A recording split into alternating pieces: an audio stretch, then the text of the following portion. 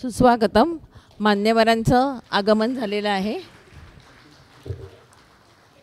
पद्मभूषण राजदत्तजी, अरुण पुराणिक, लीना पुराणिक आणि आपल्या संस्थेचे अध्यक्ष मुकुंदजी चितळे आणि कार्याध्यक्ष उदय तांदळकर यांना स्थानापन्न होण्याची मी विनंती करते. आज संस्थेस 101 वर्ष पूर्ण झाली. मागील वर्षी आपण शतसंवत्सरी उत्सवात सामील झाला होतात. आज संस्थेच्या प्रेमापोटी आपण आला आहात त्याबद्दल सविनय सादर प्रणाम.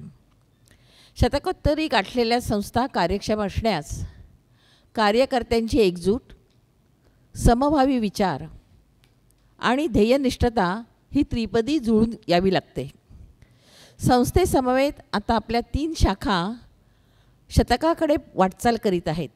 त्यात आहे श्रीवा फाटक ग्रंथसंग्रहालय, सीताबाई गणेश स्त्री शाखा आणि कुमारी कृष्णाबाई लिमये व्यायामशाळा.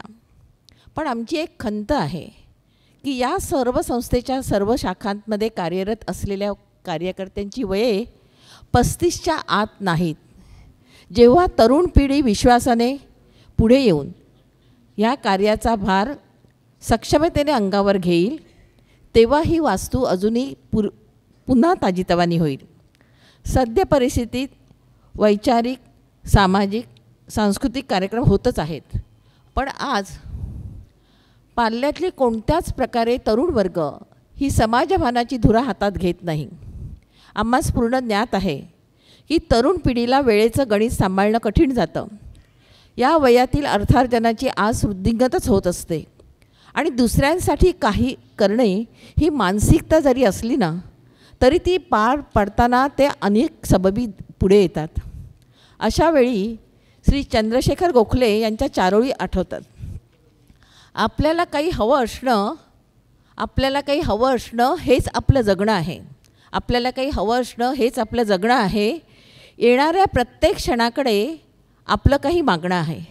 म्हणूनच तरुण पिढीने समाजभानाने संस्थेशी संलग्न असावं हेच आमचे मागणे.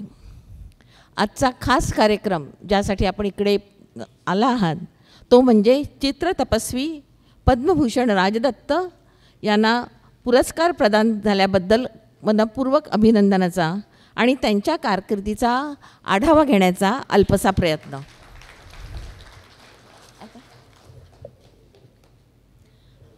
आता कार्यक्रमाची सुरुवात आपण राज्यगीताने करत आहोत. आपण सर्वांनी थोडं उभे राहा.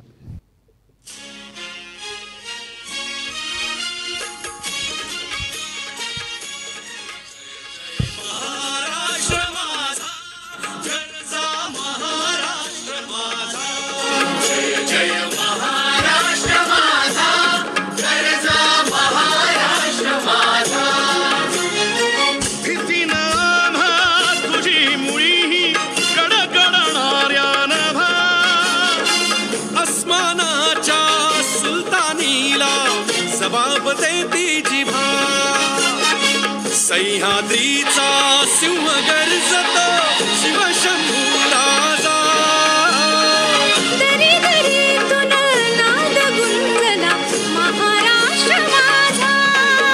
जय महाराष्ट्र माझा, जय महाराष्ट्र माझा. काळ्या छातीवरी कोरली अभिमानाची लेणी.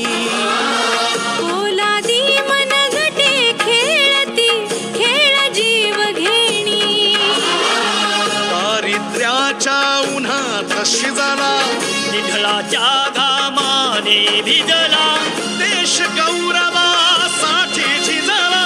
दिल्लीचे ही दस्तगाठी महाराष्ट्र माझा. जय जय महाराष्ट्र माझा, गरजा महाराष्ट्र माझा. जय जय महाराष्ट्र माझा. धन्यवाद. स्थानापन्न व्हावं आपण. आता चित्रतपस्वी राजदत्त यांची ओळख करून देण्याचा राजयोग मला आलेला आहे. या प्रसंगी एक छोटीशी गोष्ट मला आठवली.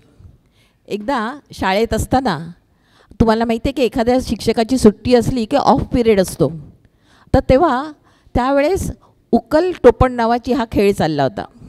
तेव्हा चित्रपट दिग्दर्शक राजदत्त यांचे नाव काय यावरती अनेक पर्याय आले. तेव्हा कळलं चित्रतपस्वी राजदत्त म्हणजे दत्तात्रय अंबादास मायाळू, आणि हे नावाप्रमाणेच मायाळू आहेत. आता 92 वर्षाची ही चित्रतपस्वी व्यक्ती अजूनही आपण एक संघसेवक आहोत हे समाजभान जपत आहेत. चित्रपट, माहितीपट, लघुपट यांचे दिग्दर्शन करीत असलेली ही चित्ररत्न ज्येष्ठतम व्यक्ती स्वातंत्र्य सैनिक आहे याचा आपल्याला विसर कधीच पडता कामा नये. यांच्या मुलाखतीतून त्यांचे अनेक पैलू उलगडतील. पण म्हणावंसं वाटतं, बहुवाचली पुस्तके होते शब्दांचे कणीस, बहुवाचली पुस्तके होते शब्दांचे कणीस, थांबून या वाचू जरा, आता आतला माणूस. मी संस्थेचे अध्यक्ष श्री मुकुंद चितळे यांना विनंती करते की पद्मश्री राजदत्तांचा श्रीफळ आणि शाल देऊन सन्मान करावा आणि संस्थेच्या वतीने त्यांना मनपूर्वक शुभेच्छा फळपरडी ही बहाल करावी.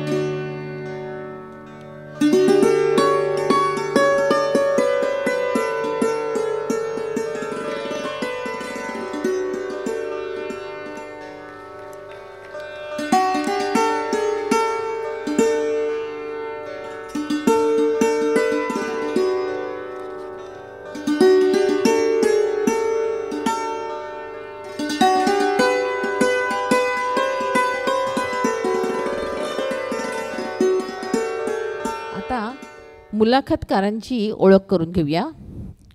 अरुण पुराणिक, संगीतशास्त्राचे बाळकडू मिळालेले अरुणजी पुराणिक आज चित्रतपस्वी पद्मभूषण राजदत्तांची मुलाखत घेणार आहेत. 1986 पासून पत्रकारिता हा ज्यांचा श्वास आहे अशा अरुणजींचे 1500हून अधिक स्तंभलेखन प्रसिद्ध आहे.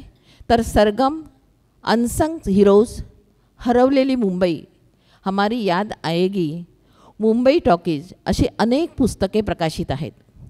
कलाक्षेत्राशी ऋणानुबंध टिकून ठेवलेले अरुणजी सतत धडपडतच असतात.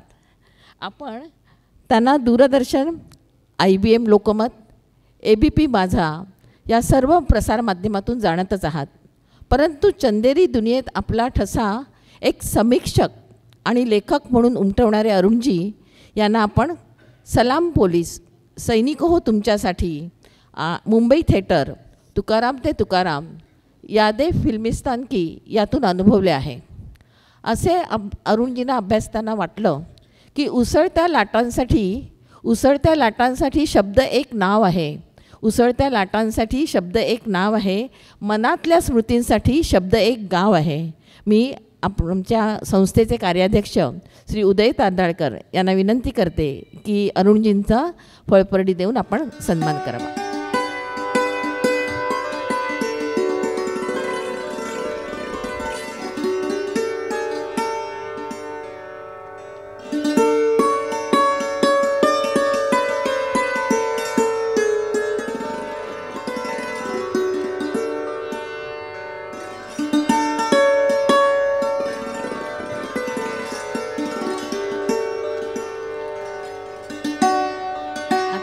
त्यांचा बेटर हाफ म्हणजे लीना पुराणिक यांच्याविषयी जाणून घेऊया आपण.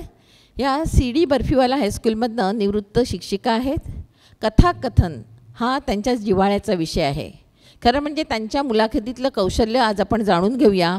त्यामुळे मी संघकार्यवाह श्री महेश काळे यांना लीनाताईंचं स्वागत करण्याची विनंती करते. फळपरडी देऊ.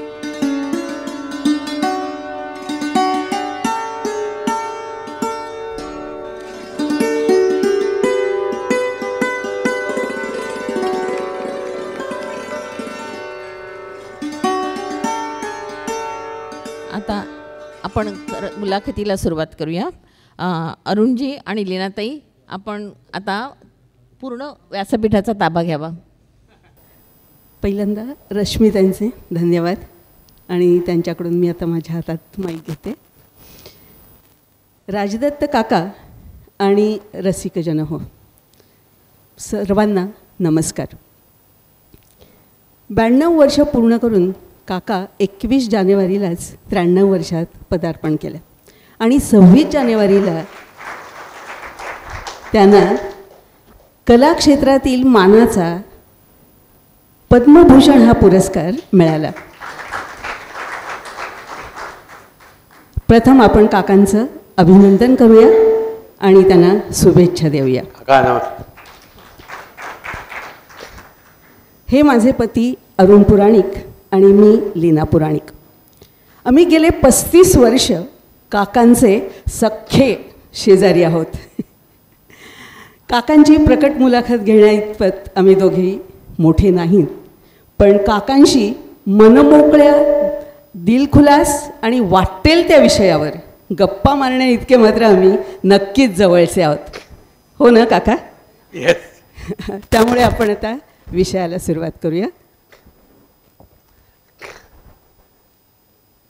चापून चोपून चालू नेसणं, विशेषतः निर्या घेणं, काष्टा घालणं एक अभिजात कला आहे.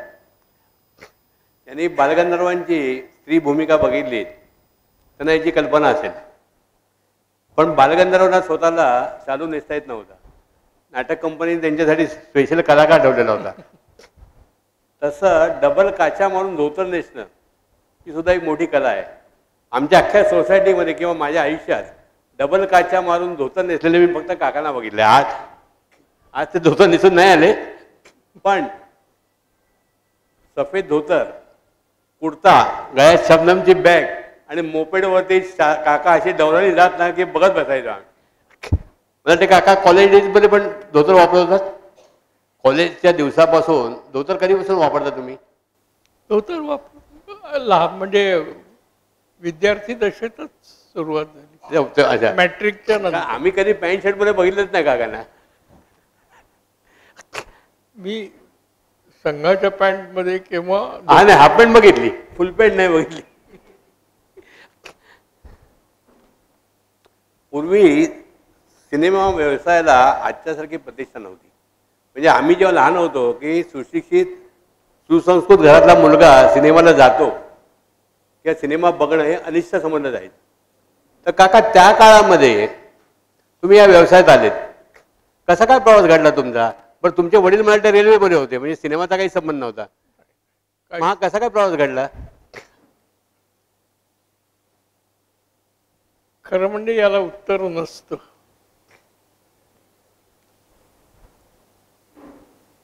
आपण चालत राहतो, पुढं जात राहतो. काही माणसं थांबतातही, काही थकतातही.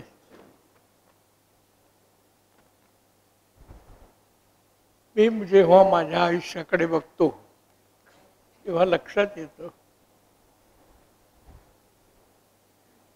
की मला कोणीतरी इन्स्पिरेशन देत आहे. कोण देत आहे मला ठाऊक नाही. असंही असेल की माझी आई, माझे वडील, पहिलं इन्स्पिरेशन त्यांच्याकडनं मिळालं. पुढे जी जी माणसं सहवासात येत गेली किंवा ज्यांच्या सहवासात मी गेलो त्या लोकांकडनं मी काही शिकत राहिलो. आणि पुढे जात राहणं हा एकच ध्यास मनात ठेवून मी माझं आयुष्य आत्तापर्यंत घालवण्याचा प्रयत्न केला.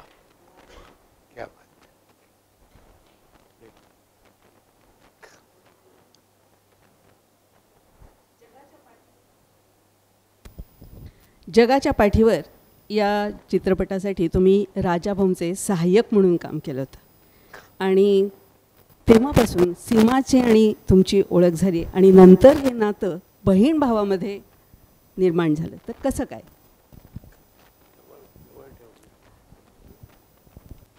याच्या आधी एक मनातली कल्पना तुमच्या समोर व्यक्त करतो की ही संस्था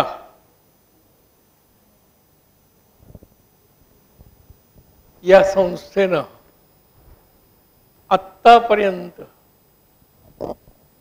समाजासाठी काही करत राहणं याच विचारानं कार्यक्रम केले. अगदी मी फोटो पाहिले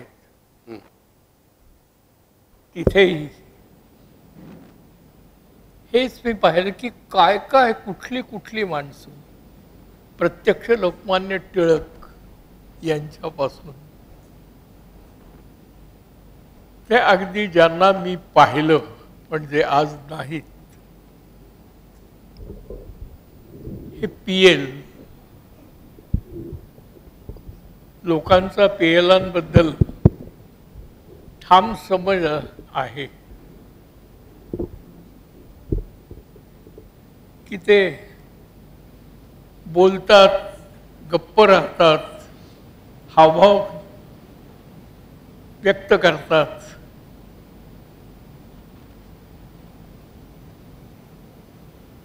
तेव्हा ते दुसऱ्याला चिमटे काढतात किंवा गुदगुल्या करतात.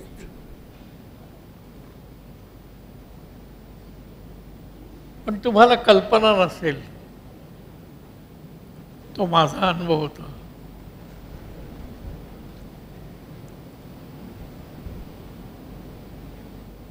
की एक क्षीरसागर म्हणून त्यांचे एक मित्र होते, पीएलांचे आणि गदी माडगुळकरांचे.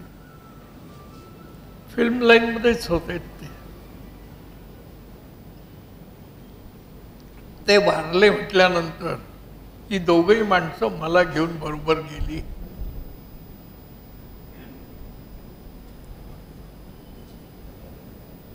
आणि कधी नव्हे ते इतका वेळ मी पीएलांकडेच फक्त बघत होतो.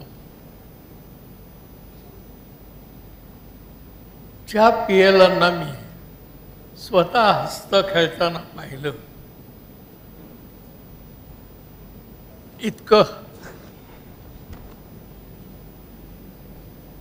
शब्दांचं त्यांनी लोकांसमोर ढीग उभे केले. त्या दिवशी मी पाहिलं ते प्रथम पीएलांच्या डोळ्यामध्ये पाणी. मैत्री काय असते, त्याचे आस कशी असते, त्याचं दुःख काय असतं, चेहऱ्यावर कुठलेही भाव न दर्शवता ते मला दिसत होते. त्यांनी माडगुळकरांकडे पाहिलेही नाही आणि एवढंच बोलले.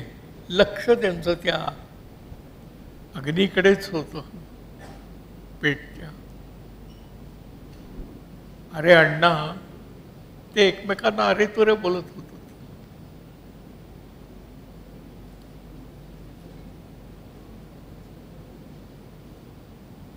जंगलामध्ये एक झाड आपल्यासाठी वाढत असेल, नाही रे? अण्णांनी एकदम त्यांच्याकडे बघितलं. त्यांनी कुणाचकडे बघितलं नाही, ते तिथेच बघत होते.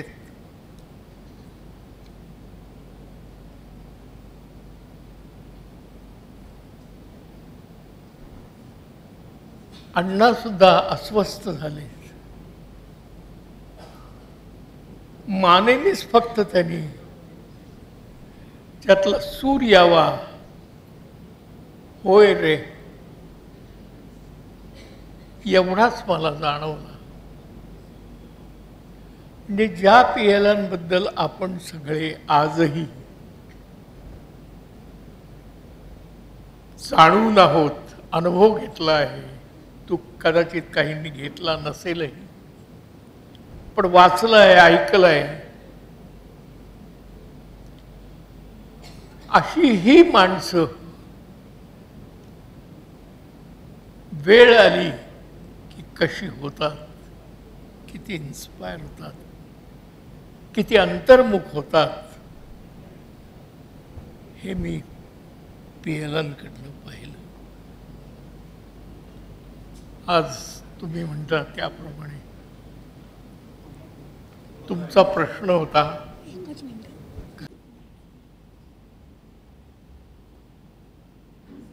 जगाच्या पाठीबद्दल तुम्ही बोलणार होतात. जगाच्या जगाच्या पाठीवरचं- पाठीवर हा पिक्चर करत होता तुम्ही. त्या सीमाचा तुमचा कॉन्टॅक्ट कसा आला? सीमा आणि तुमचं बहीण बाबांचं नातं कसं काय निर्माण झालं? असं हे कुठेच लिहिलेलं नसतं. आपले संबंध कुणाशी येतात, कुणाशी जवळीक होते, कोण खांद्यावर हात ठेवतो, कोण डोक्यावर हात ठेवतो. माणसं मिळत जातात आणि प्रत्येकजण आपल्याला त्याच्याजवळ ओढण्याचा प्रयत्न करीत असतात.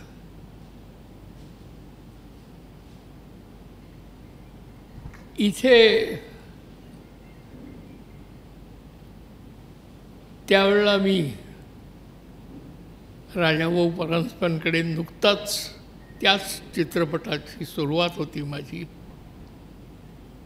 मी मद्रासहून परत आलो, पुण्यात होतो आणि राजाभाऊंच्या बरोबर काम करण्याची संधी घेण्याचा प्रयत्न केला. मी 7 नंबरचा सहाय्यक होतो. म्हणजे काय होतो, काय करत होतो असं जर तुम्ही विचारलं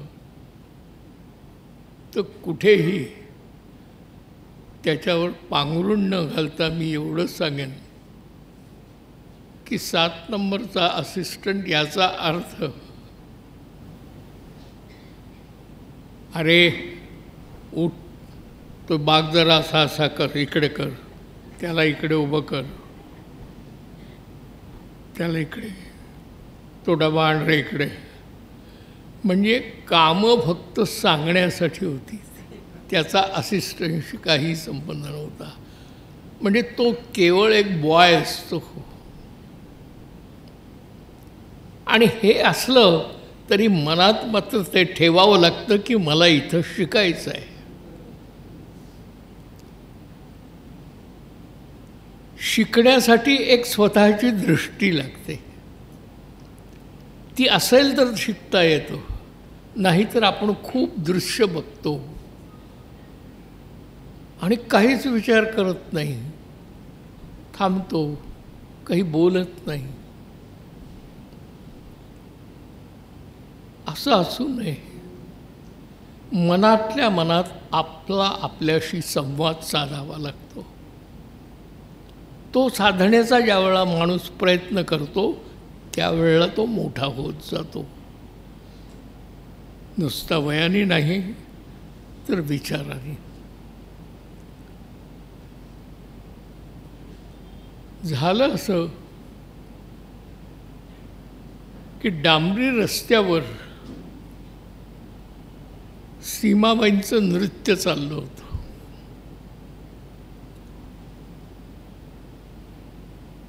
जे नृत्य दिग्दर्शक होते ते समजावून सांगत होते, 4-4 वेळा स्वतः करून दाखवत होते. तिचं ते पहिलंच असल्यामुळे तिला थोडासा समजायला वेळ लागत होता, साहजिक होतं. नाही, अजून खाली वाक, अजून खाली वाक, अशी हो वगैरे जे जे काही असेल ते. तर ज्या वेळा रिहर्सल चालायच्या आणि नृत्य दिग्दर्शक करून दाखवत होता त्यावेळेला माझं लक्ष गेलं तिच्याकडे आणि ती अशी अशी अशी अशी करते. मला पहिल्यांदा कळे ना, दुसऱ्या मिनिटात माझ्या लक्षात आलं की हिचे पाय भासत आहेत, ही उभी नाही राहू शकत. डांबरी रस्ता आहे, त्याच्यावर नृत्य आहे. लोणावळा अशा तिथे शूटिंग चाललेलं होतं, स्टेशनच्या बाहेरच. म्हणजे जिथे गर्दी असते, लोक असतात, डांबर असतं, रस्ते असतात. तर माझ्या पहिल्यांदा मला कळेना की अशी नाचल्यासारखी काय करते ही, ते वेगळं नाचतायत आणि ही नुसती अशी अशी अशी अशी करते. तर मग माझ्याच लक्षात आलं की तिचं पाय भासत आहेत. म्हणून मी तिची चप्पल घेऊन तिच्या समोर ठेवली. ती बघायला लागली, हे काय आणलंस आणि हातात का घेऊन आलास? म्हटलं मग डोक्यावर ठेवून घेऊन येऊ का? असं मी विनोद केला. आणि म्हटलं तुझे पाय भासत आहेत, रिहर्सल चालू असताना तू सरळ उभी राहा, ते समजून घे, नृत्य कसं करायचं, इन्स्पिरेशन त्यातलं समजून घे, आणि हे मी सांगेल. आणि खरोखरच तिचं पाय भांडणं कमी झालं. ज्यावेळा रिहर्सल असेल त्यावेळा ती पायात चप्पल घातलेली. इथे कुठेतरी दोघांमध्ये एक सूत्र तयार झालं आणि त्याचं रूपांतर एक मानलेला भाऊ किंवा मानलेली बहीण यामध्ये त्याचं रूपांतर झालं. खूप छान. खरं तर त्या आंधळ्या मुलीचं काम सीमाताईंनी इतकं सुंदर केलेलं आहे. डोळे उघडे ठेवून वर पाहून आंधळ्याची काम करण्याची त्यांची अतिशय अप्रतिम अशी त्यांनी ते याचं कारण असं की अभिनयाची जाण तिला होती, फक्त ती सांगावी लागते, समजावून द्यावी लागते, मग त्यानंतर अभिनय येतो. तो आपोआप येत नसतो, पण तो मनात कुठेतरी राहिलेला असतो. त्या दृष्टीने तिने हे काम केलं. मग याच अभिनेत्री सीमा तुमच्या मेहुणी झाल्या आणि काकू तुमच्या आयुष्यात किंवा कसं काय तुमचं असं काय सीमाताई तुमच्या मेहुणी झाल्यानंतर काकू तुमच्या आयुष्यात कशा काय आल्या?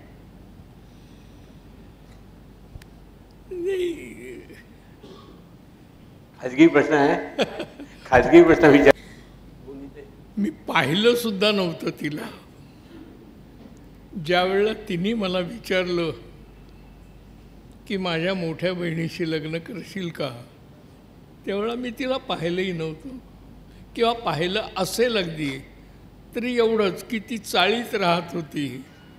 काही वेळा कागदपत्र राजाभाऊंनी दिलेली सीन्स तिला पोचवायचे, त्यावेळेला कदाचित मी पाहिलं असेल किंवा पाहिलं नसेल, मला आता आठवत. काका मेहुणीवरून अंदाज आला असेल ना, मेहुणीला बघून बहीण कशी असेल कळलं असेल. सीमाकडे बघून त्यांची बहीण कशी असेल अंदाज आला असणार. ते असं नसतं. मी आणि माझी बहीण यात फरक आहे. अच्छा, ओके. माझ्याकडे बघताना सगळे हा माकड छाप आहे असं म्हणतात आणि तिच्याकडे बघताना म्हणतात की किती सोजवळ मुलगी आहे. हा फरक असतो. साधी राहणी आणि उच्च विचारसरणी हे बिदवाक्य काकाने नेहमी सांभाळलेले. तरुणपणापर्यंत काका कधीही चहा पित नसत. नंतर असं काहीतरी घडलं की 4 चौघा त्यांना चहा प्यायला लागला. काका काय झालं? झालं नाही, ते माझ्यावर लादलं. चहा पित नव्हता ना तुम्ही, कसा चालू केलात? अहो मी चहा कधीच पित नव्हतो. मला आठवतं की ती अमरावतीची गोष्ट आहे. वडील रेल्वेत होते.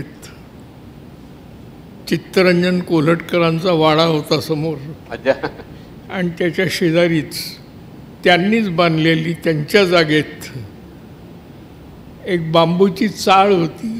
त्या चाळीत आमचं घर होतं, म्हणजे खोली होती. माझी आई, वडील, मी. त्यावेळा मी एकटाच होतो. तर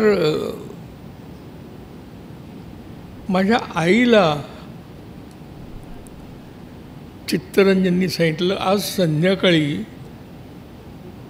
7च्या नंतर मी त्याला घेऊन जाणार आहे. म्हटलं कुठे? संघाच्या शाखेत. हा काय करणार तिथे? अजून उघडा नागडाच असतो, काहीही अक्कल नाही. याला घेऊन नेमणे मी घेऊन जातो. आणि ते घेऊन गेले मला. तिथे एक तासभर संघशाखा लागली. ती मी पाहत होतो. काय होतं मलाच कळत नव्हतं. एक जण पहिल्यांदा ओरडतो, मग बाकीचे सगळे ऐकतात, मग त्याच्याप्रमाणे करतात, हातवारे तसे हलवतात. त्याला कवायत म्हणतात हेही मला ठाऊक नव्हतं. आणि असा अर्धा पाऊण तास गेल्यानंतर मग त्यानंतर एक गीताचा कार्यक्रम झाला. कार्यक्रम संपला आणि त्याच्यानंतर सांगण्यात आलं की सगळ्यांनी खाली बसायचं आणि प्रत्येकाला आजच्यासारखे काचेचे ग्लास त्यावेळेला नव्हते, ॲल्युमिनियमचे होते किंवा पत्र्याचे होते. त्याच्यामध्ये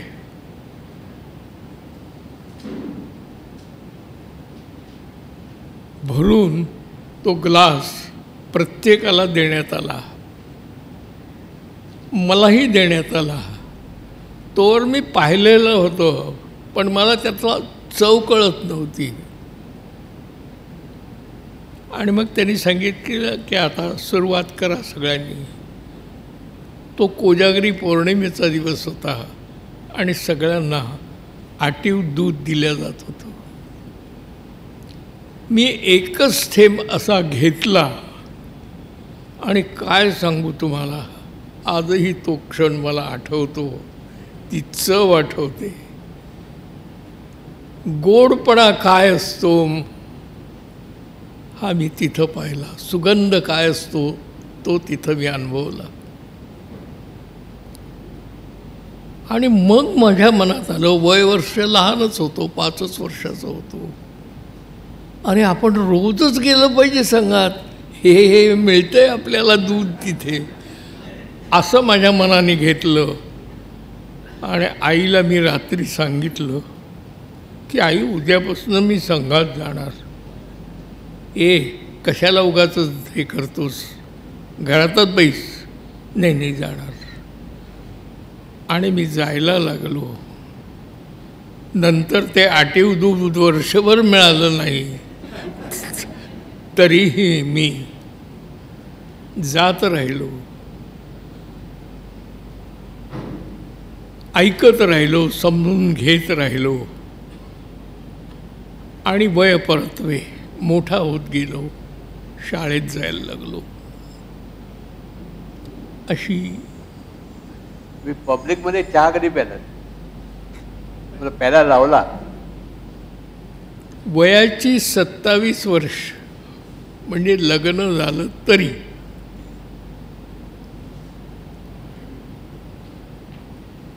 मी चहा पित नव्हतो. मला ती आवडच नव्हती. ती जी दुधाची एक चव लागली होती, ती वर्षातनं एकदा का मिळेना, पण ती चव मला सोडायची नव्हती. झालं असं की माझं लग्न ठरलं. त्यावेळेला मी सुधीर फडके शेजारीच राहत होते. माडगुळकर दादरला राहत होते, त्यांच्या शेजारीच सुधीर फडके राहत होते. त्या वाड्यात, बिल्डिंगचं नाव माझ्या आत्ता लक्षात नाही. आणि तिथे असताना मी सुधीर फडक्यांना सांगायला गेलो की बाबूजी, त्यांना मी बाबूजी म्हणत असे, माझं लग्न या दिवशी ठरलं आहे, तुम्ही निश्चित यायला पाहिजे. मी नक्की येणार, तू नाही बोलावलंस तरी मी येणारच होतो. कधी आहे लग्न, कुठे आहे? म्हटलं पुण्यात आहे, दीक्षितांच्या कार्यालयात आहे. ते म्हटले अरे मी येणारच, तू कशाला काय करतो, तू नसतं सांगितलं तरी मी आलो असतो. आणि जायच्या आदल्या दिवशी मी एकदा आठवण करायला म्हणून बाबूजींना गेलो. अण्णा माडगुळकर आधीच गेले होते पुण्याला. म्हटलं बाबूजी, उद्याचं लक्षात आहे ना, तुम्ही सकाळी निघताय ना, ट्रेननी येताय ना. तिने कपाळाला हात मारला. अरे म्हणे मी विसरलो, चूक झाली, गडबड झाली, पण मी आता रेकॉर्डिंग घेऊन बसलो आहे उद्या सकाळी. आता काय करावं या अवस्थेत मी असताना. ते म्हटले असं कर, तू कशाला काळजी करतोस, मी संध्याकाळी येतो ना रिसेप्शनला, दुपारी निघतो, ट्रेननी बसतो, 3.5 ते 4 तासात पोहोचेन. दुपारी 2 वाजता कार्यक्रम संपला रे संपला की मी ट्रेन गाठीन आणि येईन. तर मी त्यांना म्हटलं की अहो संध्याकाळी रिसेप्शन वगैरे ह्या गोष्टी मला कुठं परवडत आहेत. हार्डली माझी नात्यातली विदर्भातली मंडळी 25-30 जास्तीत जास्त आलेली, पुण्यातले काही मित्र झालेले, असं 100-125 लोक फार तर सगळे होते. तर मी त्यांना असं म्हटलं की हे मला परवडत नाही, तर मी रिसेप्शन कसं ठरवू. तर म्हटलं अरे रिसेप्शन वगैरे काय, तू चहा देशील का प्रत्येकाला. हा म्हटलं तेवढा देईन. ते म्हणले मग मी असं करतो, मी गायला येतो तिथे आज. आणि सुधीर फडके हे आपल्या आयुष्यामध्ये एकदाच आणि प्रथमच माझ्या लग्नाच्या वेळी ते म्हणले की त्या दीक्षिताला सांग त्याचा हॉल जर रिकामा असेल, तो सुदैवानं रिकामा होता, 2 नंतर गेलेला नव्हता. तर मी ज्या वेळा दीक्षितांना हे सांगितलं की बाबूजी गायला येत आहेत, त्यांनाही अचंब वाटला. बाबूजी कसे गातील, ते कधी कुणाच्या लग्नाबिग्नात इकडे तिकडे असे गात नाहीत, कुठल्या कार्यक्रमाला नाही. म्हटलं बा ते येणार आहेत, त्यांनी कबूल केलं आहे. आणि हे टाळी पेटल्यासारखं ते सर्वांपर्यंत पोचलं. आणि मी ज्यांना सांगितलंही नाही असे माझे मित्र, तेही सगळे संध्याकाळी 6 वाजता हजर झाले. बाबूजी आले 6 वाजता. कार्यक्रम सुरू झाला, त्यांनी त्यांची पेटी घेतली, वाजवणं सुरू झालं, गाणी सुरू झाली. आणि मध्यंतर झाल्यावर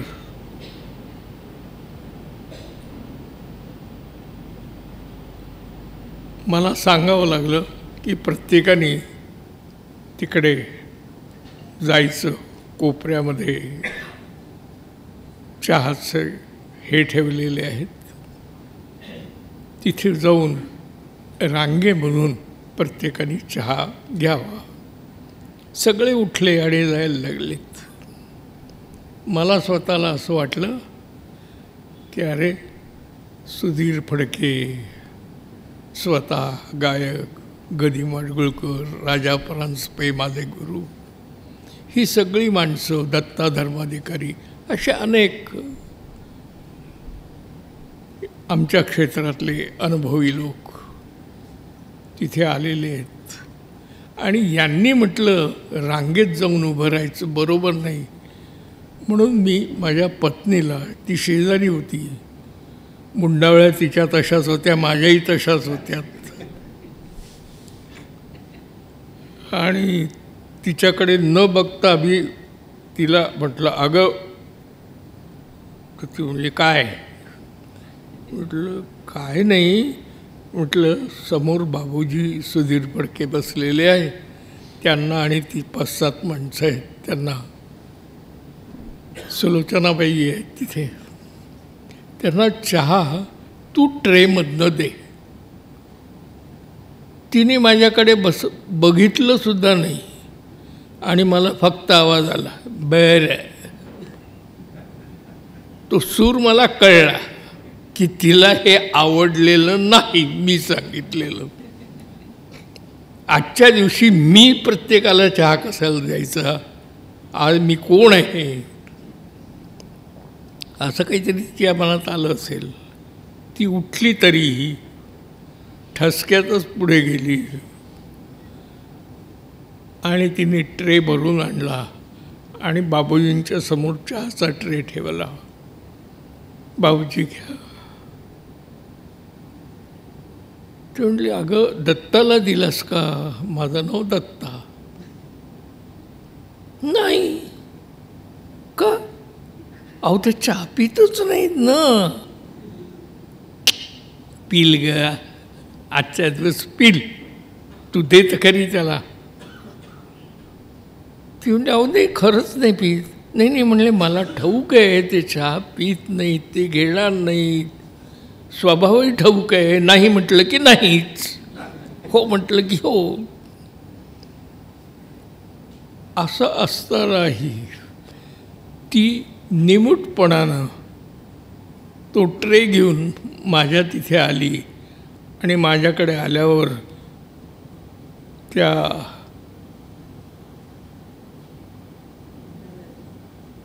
वरती हे लावलेलं होतं मुंडावळ्या, त्या तशाच होत्या. मान तिची खालीच होती आणि अहो चहा घ्या.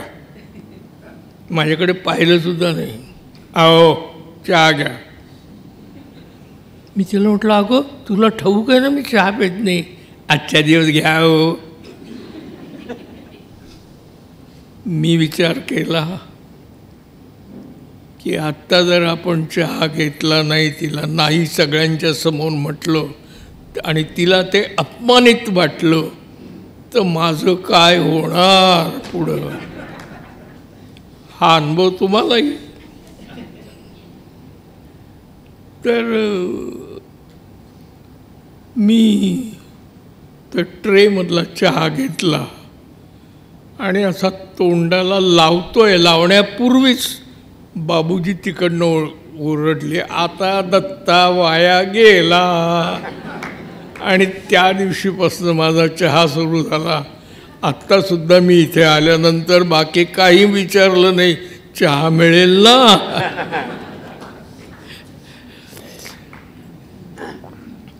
काका तुम्ही राजाभाऊंचे असिस्टंट होतात. पाठसा चित्रपटामध्ये या डोळ्यांची दोन पाखरे हे जे गाणं आहे, ते राजाभाऊ जरी दिग्दर्शक होते तरी हे जे गाणं जे आहे त्याचं शूटिंग तुम्ही स्वतंत्रपणे केलेलं आहे, खरं आहे ना?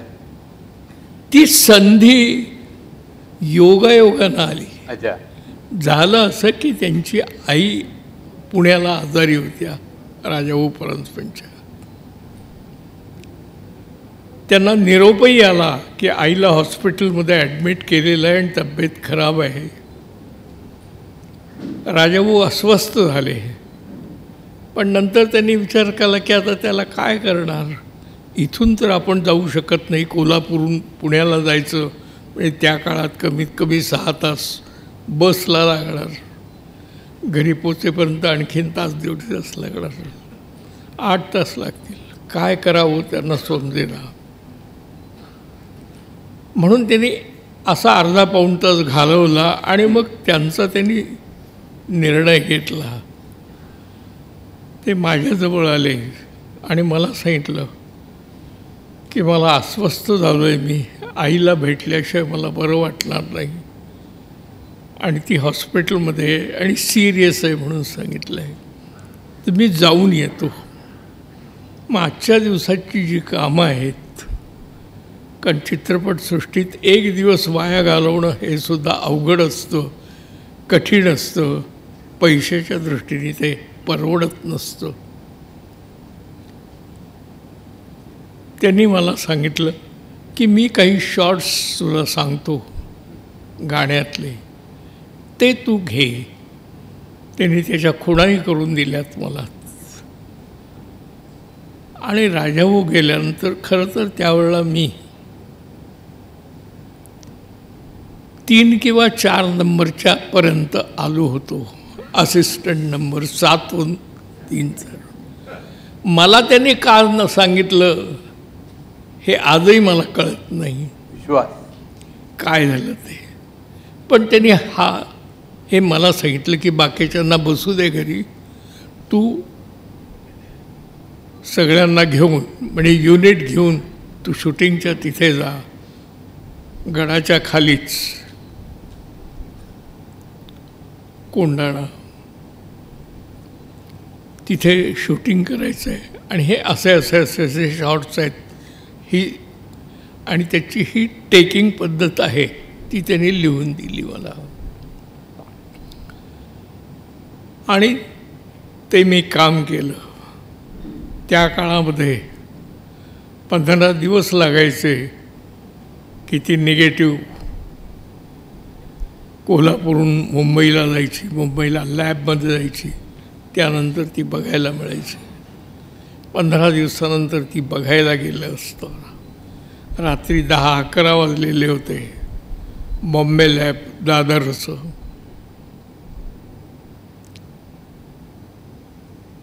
तिथे रात्री आम्ही शॉर्ट्स पाहत राहिलो.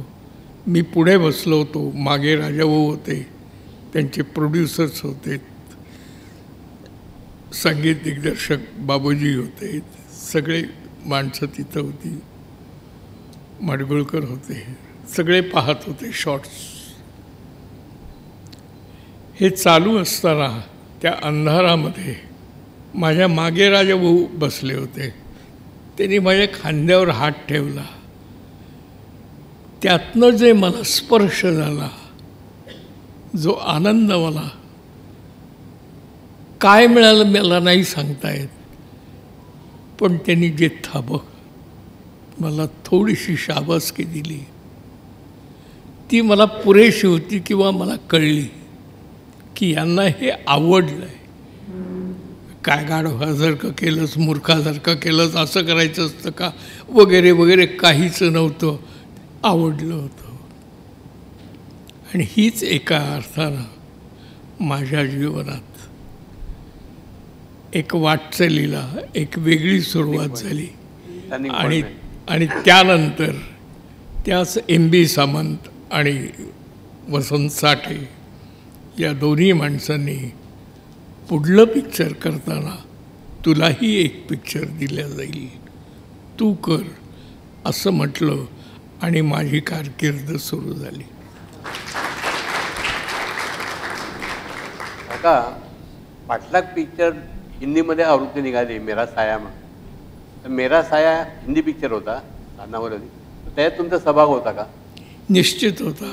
त्याचं 2 कारणं होती. मी मूळ विदर्भातला, घराच्या बाहेर पडलं की आमच्याकडे हिंदीच बोलल्या जात असे, त्यामुळे हिंदीशी माझा जास्त संपर्क होता. शिक्षणही 8वीपर्यंत हे अनेक शाळांमध्ये झालं, कारण वडिलांची बदली व्हायची. वडील रेल्वेत होते आणि ती गावं ही मध्य प्रदेशमध्ये होती. त्यावेळा आजच्यासारखा महाराष्ट्राला जोडलेला विदर्भ नव्हता, तो मध्य प्रदेशमध्ये CP अँड बेरार असं म्हटलं जायचं, सेंट्रल प्रोव्हिन्सेस अँड बेरार. तर काय सांगत होतो? तुमचा सहभाग मेरा साया पिक्चर. तर हिंदी ही एका अर्थाने आमची जिवलग आईच होती. त्यामुळे माझं हिंदीशी खूपच छान संबंध होता.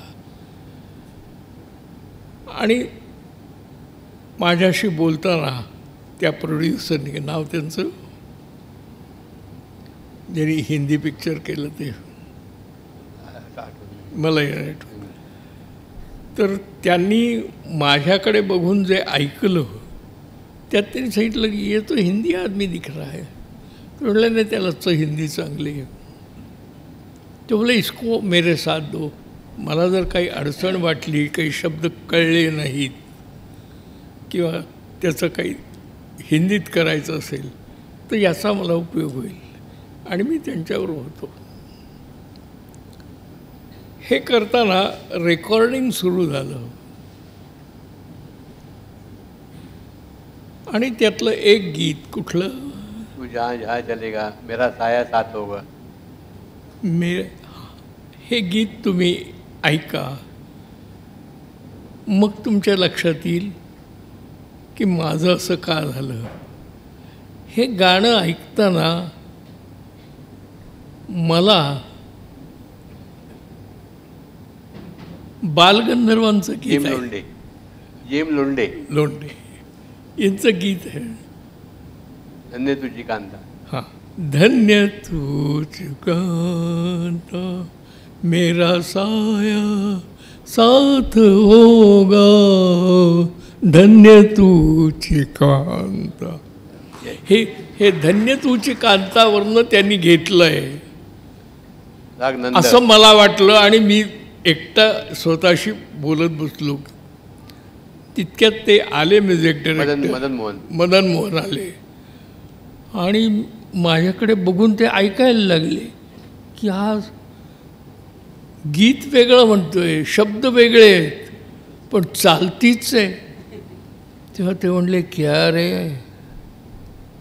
मैंने क्या चुराया, मी चोरलं का. मी म्हटलं मी कुठं काय बोललो. ते बोले तुम जो गा रहे हैं वो गीत. म्हटलं हे पुराना गीत है और बड़े आदमी का है. बाल गंधर्व जिसे कहते थे, लोकमान्य तिलक जी भी प्रणाम करते थे जिसके काम के लिए. आणि इथे ते लक्षात त्यांच्याही आलं, राजाभाऊंच्याही आलं की हा वाटतो इतका साधा सरळ नाही आहे, काहीतरी याचं डोक्यात चाललेलं असतं आणि त्याचा कल्लोळ चाललेला असतो. हा वाटतो इतका म्हणजे तितका मूर्ख नाही, इतकंच. आणि अशा तऱ्हेने लोकांच्या मनात माझ्या बद्दल भावना हळूहळू बदलत गेल्या आणि लोकांनी त्या बदलल्याही. आणि त्यातनं मी आजचा दिवस पाहू शकतो. काका, मधुचंद्र तुमचा पहिला चित्रपट. हा जो कथा विषय होता मधुचंद्राचा, त्याच्यावरती चित्रपट, तो विषय तुम्हाला भावला आणि त्याच्यात चित्रपट निर्माण होईल असं तुम्हाला वाटलं. हे कसं झालं? हे असं का वाटतं माणसाला ते कळत नाही. झालं असं की लालबहादूर शास्त्री वारल्याचं बातमी आली. राजाभाऊंचं शूटिंग चालू होतं, आम्ही शूटिंग करत होतो.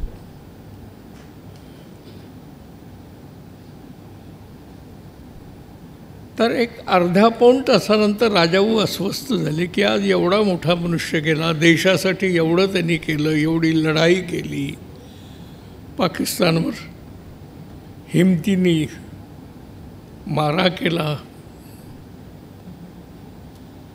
असा एवढं व्यक्तिमत्व राजाभाऊन त्यांनी राहावे ना. तेही अस्वस्थ झालेत आणि त्यांनी सांगितले की नको, आज शूटिंग नको, मला सुचत नाही आहे, सारखे लालबहादूर शास्त्री दिसत आहेत, आज सुट्टी घेऊया. आणि आमच्या लोकांना त्यांनी सांगितलं की आज शूटिंग थोडा वेळ बंद ठेवू, उद्या जास्त वेळ करू, एकच शिफ्ट करायच्याऐवजी 1.5 शिफ्ट करू. आणि सुट्टी दिली. तर आमच्या क्षेत्रातली माणसं सुट्टी मिळाल्याचा अर्थ घरी जाऊन असा नसतो. हे पत्ते खेळत बसलेलं संध्याकाळी 6 वाजेपर्यंत, कारण डबा आणलेला होता. लालबहादूर जातील ही कल्पना नव्हती, त्यामुळे डबे होते, सगळं होतं. ते म्हणले मग घरी जाऊन तरी काय करायचं, त्यापेक्षा इथे पत्ते खेळत बसू. लोक पत्ते खेळत राहिले, काही झोपत राहिले, काही बडबडत राहिले, काही टिंगल करत राहिलेत आणि काही पीत राहिलेत. तर मी मात्र ती सुट्टी मिळाल्यावर जिथे मला कॉट मिळाली होती त्या बादशाही बोर्डिंगमध्ये मी गेलो आणि तिथे वाचत बसलो. आता हातात पुस्तक आल्यावर तेच वाचलं पाहिजे. मी ताम्हाण्यांची एक कथा वाचायला सुरुवात केली. पहिले 1-2 कथा वाचल्या, छोट्या होत्या. नंतर ही घेतली. या कथेचं नाव होतं अल्ला जाने क्या होगा आगे. कथा मराठीतच लिहिली होती, त्यांना हिंदी येतच नव्हतं. ताम्हाणे पुणेरी वंश. तर ती कथा वाचताना मी हसायला लागलो, खदखदायला लागलो. आणि 1-2 मिनटानंतर माझं मलाच वाटलं की काय रे, किती नालायक आहेस तू, हसतोयस गाढवा. अरे आजचा दिवस काय, लाल बहादूर गेलेले आहेत आणि तू हसतोयस. पुस्तक मिटून ठेवलं. पण हे पुस्तक मिटून ठेवलं तरीही डोक्यातलं ते गेलं नाही की कुठल्या एका मानसिकतेत मी असताना पुस्तक वाचायला घेतलं. जी अवस्था होती, जी कळलं होतं लाल बहादूर गेल्याचं दुःख होतं, हे विसरून मी त्या कथेत रमलो. आणि मला वाटलं की ही कथा छान आहे. ही कथा यावर जर आपण प्रयत्न केला, आणि म्हणून मी हे सांगितलं की या कथेवर मी चित्रपट करतो. कथा होती अल्ला जाने क्या होगा आगे. हेचं हिंदी जरी टायटल असलं तरी कथा पूर्णतः मराठी होती.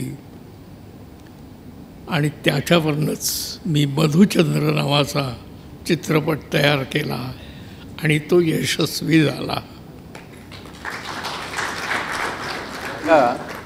मधुचंद्र बघायला तुमचे आई वडील आले, तो पिक्चर बघितल्यानंतर त्यांची काय प्रतिक्रिया होती?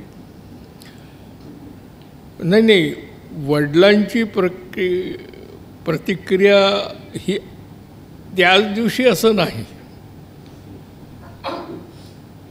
ज्या वेळेला लोकांना कळलं, म्हणजे त्यांच्या मित्रमंडळींना, तर माझ्या वडिलांनाच त्यांनी विचारलं, वैदर्भीय भाषेमध्ये बोलले, काय बे, का बे, तो पोट्ट शिकलं नाही काय?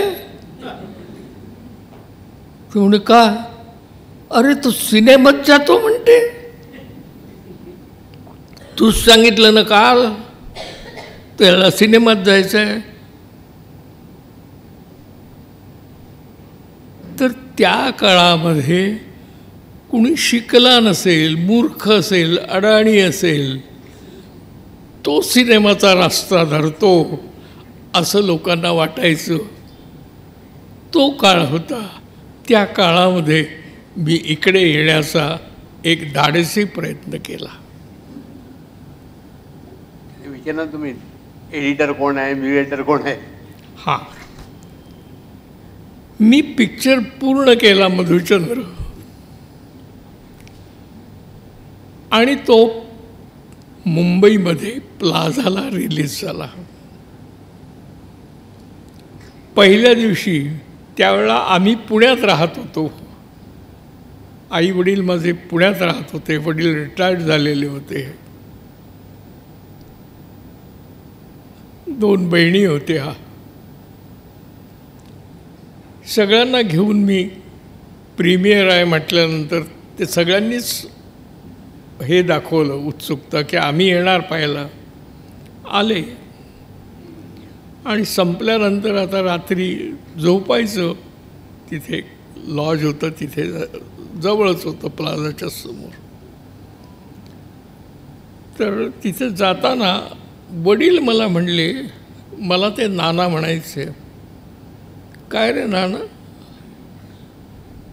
हे सगळे लोक तुला कॉंग्रॅच्युलेशन्स का देत होते? म्हटलं का, म्हणजे मी दिग्दर्शक आहे. नाही, दिग्दर्शक आहे रे, पण दिग्दर्शक म्हणजे तू काय केलंस मला सांग. ही कथा कोणाची? मी सांगितलं, प्रभाकरता. पटकथा कोणी केली? कालेलकरांनी लिहिली. संवाद कोणी लिहिले? कालेलकरांनी लिहिली. गीतं कोणी लिहिली? माडगुळकरांनी लिहिली. संगीत कोणी दिलं? एन चंद्राने दिलं. एन दत्ता. चंद्राने N Datta. N Datta. N Datta हेही नाव खरं म्हणजे मराठीच, पण त्यांनी नाईक होतं तरी ते हिंदीमध्ये फार पॉप्युलर झालेले म्युझिक डिरेक्टर होते. त्यांचं होतं. त्यांची माझी ओळख माझ्या हिंदीमुळे त्यांच्याशी झाली, कारण तेही बेसिकली मध्य प्रदेशमधलेच होते. रेसिपी अँड बेरार तिकडचे. तर फोटोग्राफी कोणी केली? यांनी केली. कामं कोणी केली? तिथं दिसतातच आहेत. हे सगळं झालं. ते एडिटिंग काय असतं रे म्हटलं, ते जोडायचं असतं एकमेकांना, ते नीट करून सर्व. अरे म्हणे हे सगळं बाकीच्यांनी केलं. त्यांनी रंग लावले, त्यांनी रंग पुसले, तिने कपडे त्याला घातले. त्यातली जी हिरोईन होती तिला नऊवारी नेसता पण येत नव्हतं अशी ती होती. तिला शिकवून नेसायला लावणं हे काम करणारी दुसरी होती. असं सगळे वेगवेगळी कामं एक एक जण करत होते. फोटोग्राफी अमकं करत होता, एडिटिंग अमकं करत होता, आता करत. मग तू काय करत होतास असा मला प्रश्न केल्यावर मला क्षणभर वाटलं की अरे खरं म्हणजे मी काय करत होतो, मी काय केलं. कारण अभिनय तो त्यांचा दिसत होता, माझा नव्हता. मी फक्त सांगत असेल, पण सांगणं म्हणजे अभिनय करणं नव्हे, ते ज्याचं त्यालाच करावं लागतं. तर अशा तऱ्हेने वडिलांनी एका अर्थाने मला असं छान कोपऱ्यात गाठलं आणि माझ्याकडनं हे बदलून घेतलं की तू काय केलंस, बाकी सगळ्यांनी केलं आणि क्रेडिट तू खातोयस गाढवा. क्षणभर थोडंसं मनात रागही आला असेल ना. हे खरंच आहे. त्यानंतर मी कधीही हे सांगू शकलो नाही. आजही इच्छा आहे की हे सगळं जे कार्य असतं हे गोवर्धनसारखं असतं की हे केवळ एकटाच कोणी उचलत नाही, अनेकांचे हातभार लागतात, त्यातून गोवर्धन उभा राहतो. चित्रपट ही गोष्टही अशीच आहे, गोवर्धनासारखीच आहे की ते अनेकांचं मिळून कर्तव्य असतं, काम असतं आणि त्यातून चित्रपट खुलत जातो, समजतो. काका, राजाभाऊ परांजपे तुमचे गुरु भालजी पेंढारकर गुरूंचे गुरु. हो. भालजीने जे चित्रपट बनवलेत, देश धर्म याच्यावर आधारित जास्त निर्मिती आहे त्यांची, देव देश आणि धर्म. पण तुमचा मधुचंद्र झाल्यानंतर भालजी पेंढारकरांचा एक चित्रपट तुमच्याकडे आला, घरची राणी. तो अगदी वेगळा विषय, चाकोरीबाह्य विषयावर असा आधारित असलेला तो तुमचा चित्रपट होता आणि त्याला सर्वोत्कृष्ट चित्रपटाचा पुरस्कारही मिळाला. तर याला फायनान्सर कोण मिळाले आणि कसं काय घडला हा घरची राणी? नाही, कसं काय झालं हे मी केलं किंवा मी ठरवलं आणि त्याप्रमाणे झालं असं नसतं. आपण आयुष्यात चालत राहतो, चालताना अनेक माणसं भेटतात. काही लक्ष न देणारी असतात, काही लक्ष देणारी, काय रे बरं आहेस ना असं म्हणणारी असतात. थोडासा ठेच कळला तर एखादा धावतसुद्धा येतो आणि समोरचा पाहतच नसतो, पडला लेखाचा, त्याला काही कळलं नाही का असंही म्हणणारी माणसं असतात. आणि एखादा धावत येतो, तो उचलतो, धरतो, अरे लागलं का रे, लंगडतोय का, असं असतं. हा चित्रपट झाला आणि सांगतो, ती मानसिकता प्रत्येकातच असते, माझ्यातही ती असं होतीच, आहेच, असावीही लागते. ती अशी की आपल्याला आपल्या कर्तृत्वाचा एक अहम येतो. ही माणसाची एक स्वाभाविक रीती आहे. ज्या वेळेला मधुचंद्र चालला आणि अनेक चित्रपट त्यावेळेला आलेले होते, 7, 8, 10 तर असतीलच, पण त्यात हे खूप चाललं पिक्चर आणि त्यामुळे मी थोडासा अकडू झालो होतो. आणि आता माझ्याकडे चित्रपट असं वाटलं होतं, पण 8 महिनेपर्यंत माझ्याकडे काही चित्रपट नव्हता. शेवटी मी पुन्हा चांदोबा मासिकात, जिथे कॉलेजच्या याच्यानंतर मला गत्र माडखोलकरांनी तिथे पाठवलं होतं आणि तिथे मी राहिलो होतो आणि 3 वर्ष मी चांदोबा मासिकाचा संपादक होतो. त्या काळामध्ये ते खूप प्रसिद्ध मासिक होतं, मुलांना भयंकर आवडीचं होतं. तर काय करावं हा विचार आला आणि शेवटी मनात असं आलं की आता काही पिक्चर मिळतच नाही आहे, काय करावं, कोणी घेईना, मला काम देईना. सुलोचनाबाईंनी ना जेव्हा मी हे सांगितलं, राजाभाऊंनाही सांगितलं, तर सुलोचनाबाईंनी सांगितलं की तुला मी सांगते, तू कोल्हापूरला जा, तिथे बाबांकडे राहा, ते तुला काही काम देतील. ते म्हटल्यानंतर मी कोल्हापूरला पुण्याहून उठून कोल्हापूरला गेलो. तिथे त्यांना हे सांगितल्यावर त्यांनी सांगितलं की हे बघ, ही चूक मी करणार नाही. तुला जर आता मी असिस्टंट म्हणून घेतला तर पुढे तुला कुणीही दिग्दर्शक आहे म्हणून मान्य करणार नाही. त्यापेक्षा तू वाट पहा, 4-6 महिने मी तुला थोडीशी मनी ऑर्डर पाठवतो, त्याच्यात तुझा संसार चालू दे. म्हटलं बाबा तुम्ही पाठवाल, पण मला पैसे नाहीच मिळाले आणि नोकरी नाही मिळाली किंवा काम नाही मिळालं तर मी काय करू.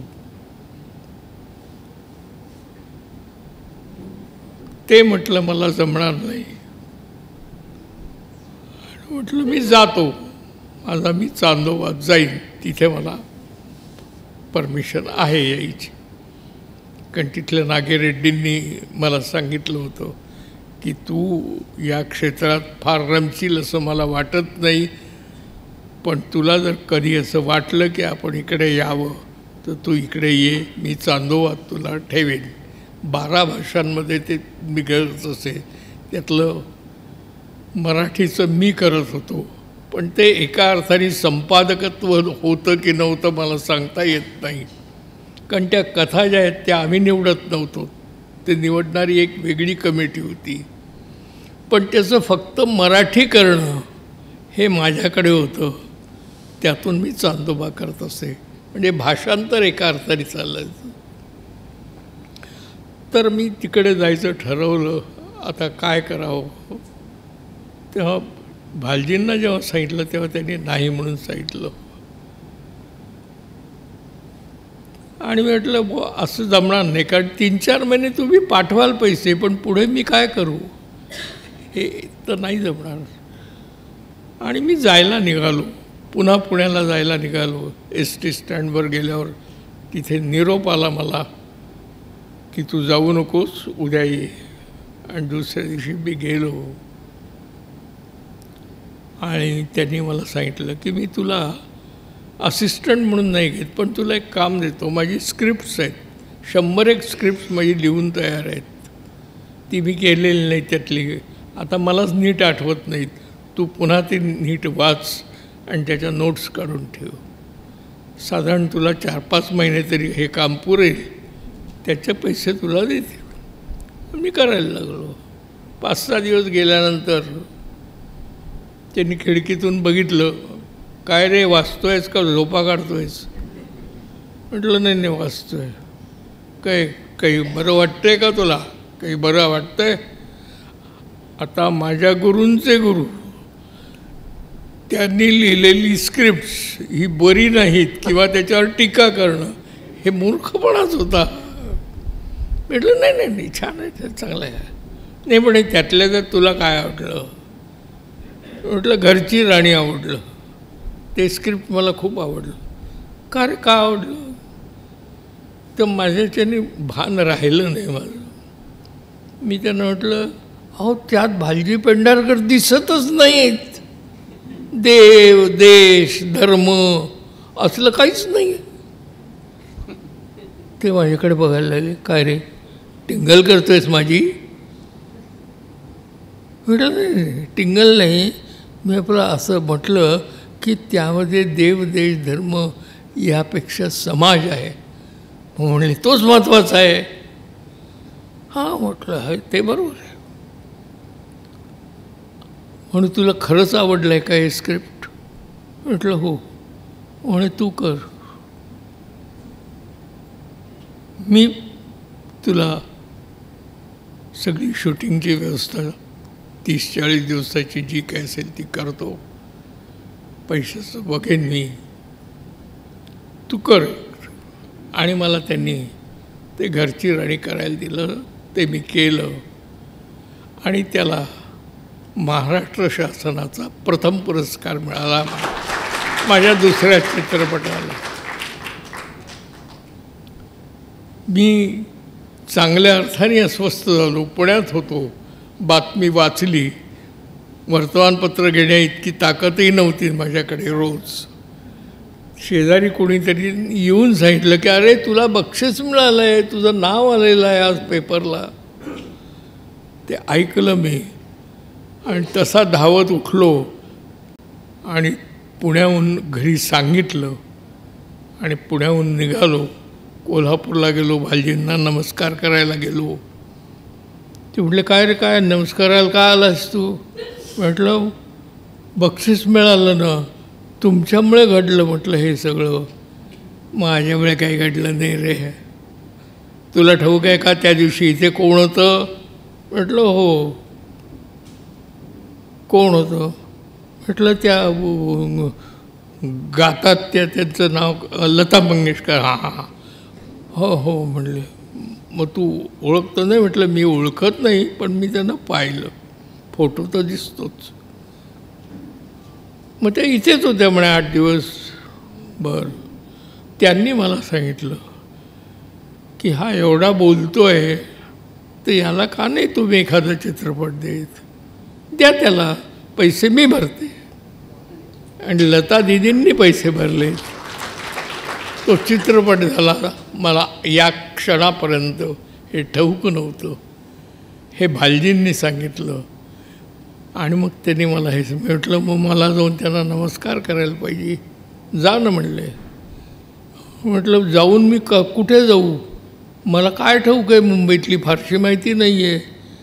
माडगुळकरांचं घर ठाऊक आहे, सुधीर फडक्यांचं ठाऊक आहे, आणखी 2-4 घरं ठाऊक आहेत. ते म्हणले आता असं कर, तुला मी पत्ता देतो, त्या पत्त्यावर जा. म्हणजे आज जिथे राहत होत्या त्या आत्ता कॅडल रोडच्या तिथेही नव्हतं, घर वेगळं होतं त्यांचं. तिथे राहत होत्या. तर तिथे गेलो, लता दिदींना नमस्कार करायला गेलो. त्यांनी मला ओळखलं कारण त्यांनीच आदल्या दिवशी सांगितलेलं होतं की याला पिक्चर द्या. त्याच्यावर दिलं, त्याला बक्षीस मिळालं, आनंद झाला आणि त्यांनी माझं कौतुक केलं आणि छान उपयोग झाला चित्रपटाचा. त्याला पुरस्कार मिळाला घरच्या राणीला. आणि तिथून माझ्या पुरस्कार मिळण्याच्या प्रक्रियेला एक हे मिळाली. आणि आत्तापर्यंत मराठीत 13 चित्रपटांना प्रथम पुरस्कार मिळवणारा. मी जेव्हा राहायला आलो तर त्यांचा हॉल पुरस्काराने भरलेला होता. आता बघितलं, काल गेलो होतो तर बेडरूम सुद्धा बनलेली आहे.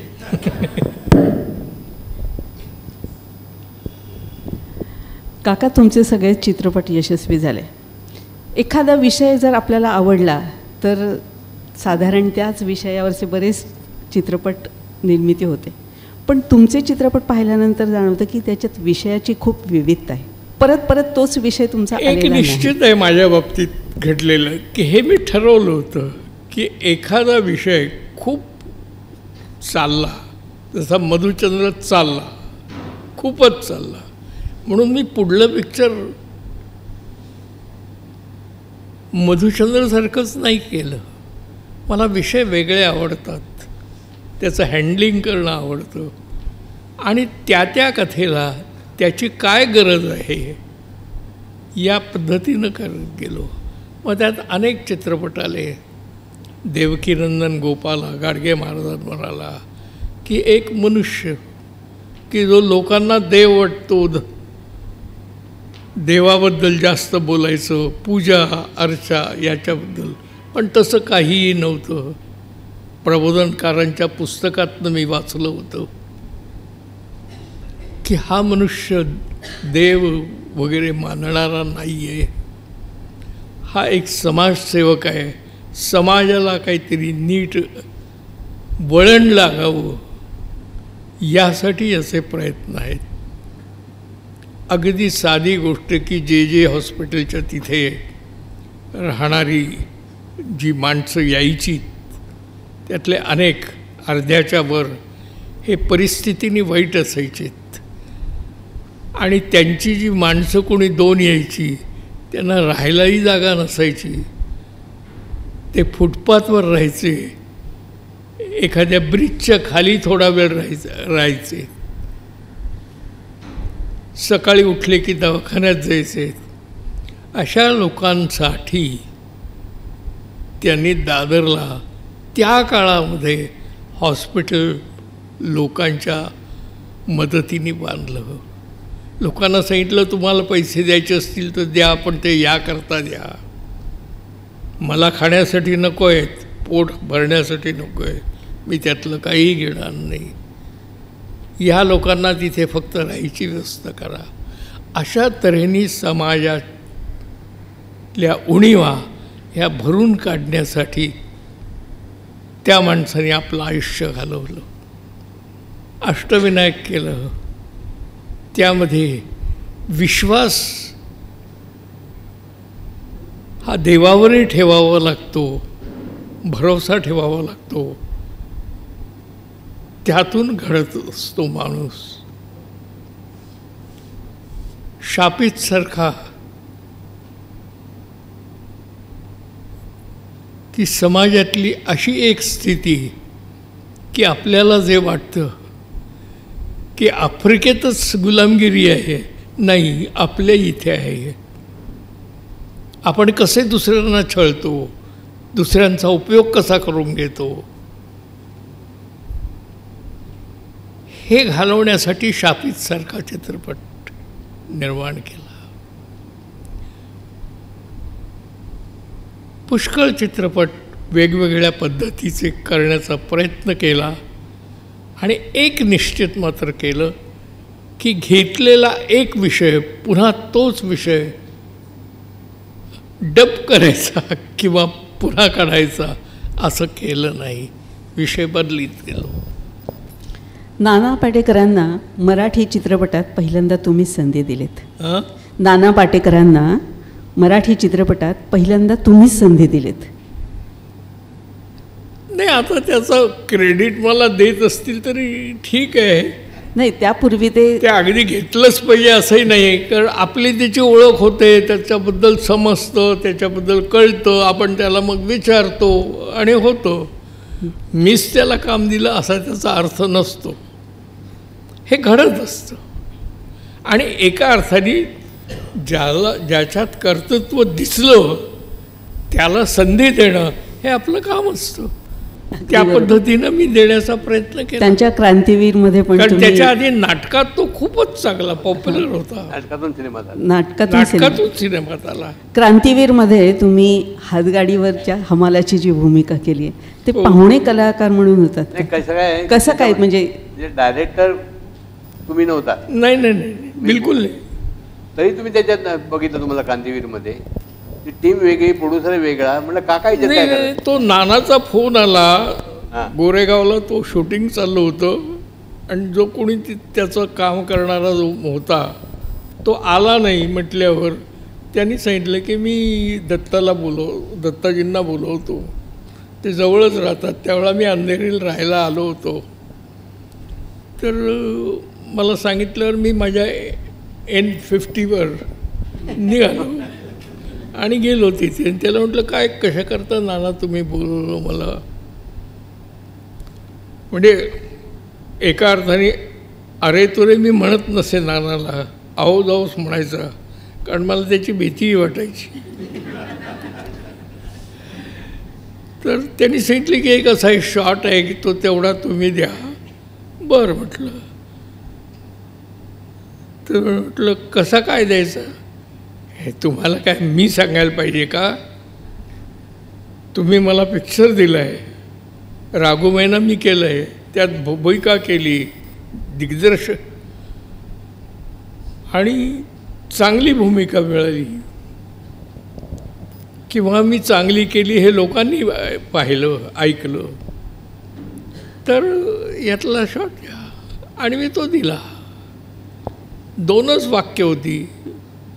मी एक गाडीवाला असतो, हातगाडीवाला, आणि रस्त्याने चाललो असतो. काही टोळकी तिथे येतात आणि म्हणतात काय रे तू कोण आहेस? कौन हो तुम? हिंदू हो या मुस्लिम? तो क्या हुआ क्या? कुछ नहीं. आणि मग तो म्हणतो तुम बोलो हिंदू हो का मुस्लिम? तो म्हणतो देखो मैं क्या हूँ ये आप समझ लीजिए. यदि मैं हिंदू हूँ तो आप मुसलमान समझकर मुझे काट डालो, और यदि मुस्लिम हो तो हिंदू समझकर ख़त्म कर दो. हे एवढंच एक वाक्य होतं ज्याचा उपयोग त्या चित्रपटामध्ये एक वेगळी दिशा त्या कथेला मिळाली याच्यासाठी होता, आणि हिंदू मुसलमानाचं वैर कमी होण्याचा प्रयत्न त्यातून झाला. हे असे चित्रपट, त्यातलं हे 2 वाक्यच होती, पण त्या 2 वाक्यांनीही कथेमध्ये प्रत्यक्षात असेल नसेल मला नाही सांगता येत, पण हा बदल घडून येऊ शकतो, आणि तो आपण या मीडियाच्या चित्रपटसृष्टीचा अभ्यास करून विचार करून या क्षेत्रातून, अगदी ज्याला आपण असं म्हणू की संत एकनाथांनी काय म्हटलं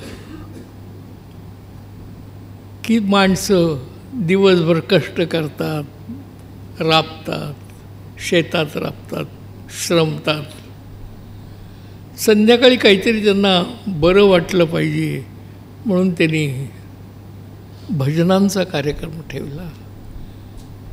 पिंपळाच्या झाडाखाली संध्याकाळी बसायचं, लोकांनी देवदेव करायचं, आणि त्यातच त्यांनी दुसरीही कथा घेतली. कुठल्या घेतल्यात की लोकांना हसवताही आलं पाहिजे, त्यांना आनंदही देता आला पाहिजे. नुसतं शिकवून भागवत नाही, मन उल्हसित करता आलं पाहिजे, आणि त्यातून त्यांनी अगगगग विंचू चावला, विंचू चावला, विंचू चावला, विंचू चावला, अशा तऱ्हेची भारुडं की ज्यातनं लोकांना हसवण्याचा प्रयत्न केला. पण शेवटी सांगताना हेच सांगितलं की अरे तो विंचू नव्हता, तो माणसातला अहम आहे. आपण प्रत्येकाने आपल्या मनातला अहम काढला तर तो सच्चा मनुष्य होईल, मोठा मनुष्य होईल. ते होण्याचा आपण प्रयत्न केला पाहिजे. हे एका अर्थाने त्यांनी संगीतातून, भारुडातून लोकांना सांगण्याचा प्रयत्न केला आणि ह्याची आजही गरज आहे असं वाटतं. काका, तुम्ही खरंच अतिशय सुंदर अभिनय करताय हे तर आम्हाला माहितीच आहे. परवाचीच तुमची जी भूमिका आहे सुभेदारमधली वडिलांची, अप्रतिम असं ते थोडंसंच काम आहे पण खरंच अप्रतिम असं झालेलं काम आहे तुमचं ते. तर सुभेदारचं पण काम तुम्हाला असंच मिळालं का? सुभेदार आत्ताच नवीन आलेला. वडिलांची भूमिका केली आहे ना तुम्ही? तुम्हाला आवडली? हां, आम्हाला खूप आवडली, मला खूप आवडली. ज्यावेळा कलावंत एखाद्या भूमिकेत जातो तेव्हा ती नेमकी काय असते हे समजून घेण्याचा प्रयत्न केला तर अभिनव वेगळा करावा लागत नाही. त्यातली ती गोष्ट अशी होते की तिच्यावर बलात्कार होतो, मुस्लिम बलात्कार करतात, औरंगजेबाचे लोक बलात्कार करतात, जे कोण असतील ते. त्यातनं घडलेली घटना असते. यामध्ये हे लोकांपर्यंत ते दुःख पोचवणं ही गरज कलेची असते. ती अशा तऱ्हेच्या घटनांमधून, अभिनयातून लोकांपर्यंत पोचवण्याचा प्रयत्न केला तरच कला समृद्ध होत जाते. ती करण्याचा एक प्रयत्न माझ्याहीकडनं घडला आणि घडतो आहे, याचा मला आनंद आहे. काका, एक धाडसी प्रश्न विचारतो, चालेल ना? तुम्ही विचारून बोलतो ना? कपडे काढणार नाही. काका, तुम्ही कधी कॅबरे बघितलात सर का? मुंबईत राहत होतात, कॅबरे बघितलाय? नाही, मी प्रत्यक्षात असता काय कधी. कॅबरे काय इमॅजिन करायचं असतं काय? नाही, मी फोटो पाहिले होते. नाही, मी काय विचारतोय की धाकटी बहीण चित्रपटामध्ये हो, तुम्ही चक्क हेलनकडनं कॅबरे करून घेतलाय आणि दिग्दर्शन केलंय. तुम्हाला अनुभव नसताना कसं झालंय? असं असतं की प्रत्येक गोष्टीचा आपल्यालाच अनुभव आहे हे होऊ शकत नसतं कलेपेक्षा कुणाच्याही बाबतीत. ते समजून घेण्याचा प्रयत्न केला पाहिजे. काय असेल हे आत्ता जे आवाज आलेत, हे जे सूर आलेत, हे काय इन्स्पायर करतायत, कशाने, अशा तऱ्हेचा विचार करत त्या गाण्याचा अर्थ समजून घेऊन आणि त्यातून त्या बाईला काय सांगायचं आहे, काय करायचं आहे, टेम्प्ट कसं करायचं आहे लोकांना. कारण तिचा व्यवसायच आहे तो. टेम्प्ट केल्याशिवाय ती होऊ शकत नाही. ती तिचं कर्तव्य करते आहे, करू देत तिला तिचं कर्तव्य. आपण काय करायचं हे आपण ठरवलं पाहिजे. त्या अर्थाने मी त्यामध्ये तिच्याकडनं हे नृत्य करवून घेतलं. आणि जरी हिंदी पिक्चर केले नाही तर अनेक हिंदी कलाकारांकडनं कामं करून घेतलेत. येस, मला आठवतं तो भारत पिक्चर होता, मला ते नूतनकडनं तुम्ही काम करून घेतलं. त्याच्यात थ्रिलर पिक्चर होता. हो. पण त्याच्यामध्ये ते किशोर मिस्किनचं नाव कसं हो डायरेक्टर म्हणून? नाही, तो फार वेगळा भाग आहे. ज्या वेळेला एखादा निर्माता आपल्या पैशाच्या अहमतेत दिग्दर्शकावरही प्रेशर आणतो आणि मला असंच करून पाहिजे, सीन असेल, अरे असंच तुला करायचं होतं तर तुझं तू का नाही केलंस, मला का करायला सांगितलं, डिरेक्टर मला का घेतलं, जर मी डिरेक्टर आहे तर मी माझ्या पद्धतीनंच करेन. ही भूमिका मी आजपर्यंत मनात ठेवली आणि नुसती ठेवलीच नाही तर त्याप्रमाणे वागत गेलो. असे 1-2 चित्रपट असे होते की जिथे विचारणारच आहे मी तुम्हाला की एक हा आणि एक ज्याला आपण माफीचा साक्षीदार त्यातलं, तिथेही असंच झालं की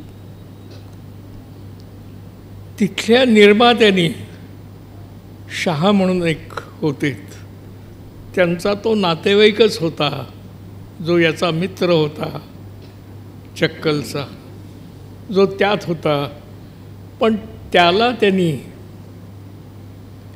माफीचा साक्षीदार करून त्याच्याकडनं वदवून ती कथा याला तो जबाबदार नव्हता असं सांगण्याचा प्रयत्न केला. हे मला काही पटलं नाही आणि म्हणून मी सांगितलं की जे घडलं आहे ते तसंच्या तसं सांगितलं गेलं पाहिजे. आनंद नाडकर्णीसारख्या एका माणसाने मला त्यावेळा ते नुकतेच कॉलेजमधून MBBS वगैरे झालेले होते, तर त्यांनी एक सहज वाक्य म्हटलं होतं की सर्वांमध्येच असं असतं असं नाही किंवा कुणामध्ये नसतंच असंही नाही. कुठेतरी एखाद्या व्यक्तीमध्ये काही भावना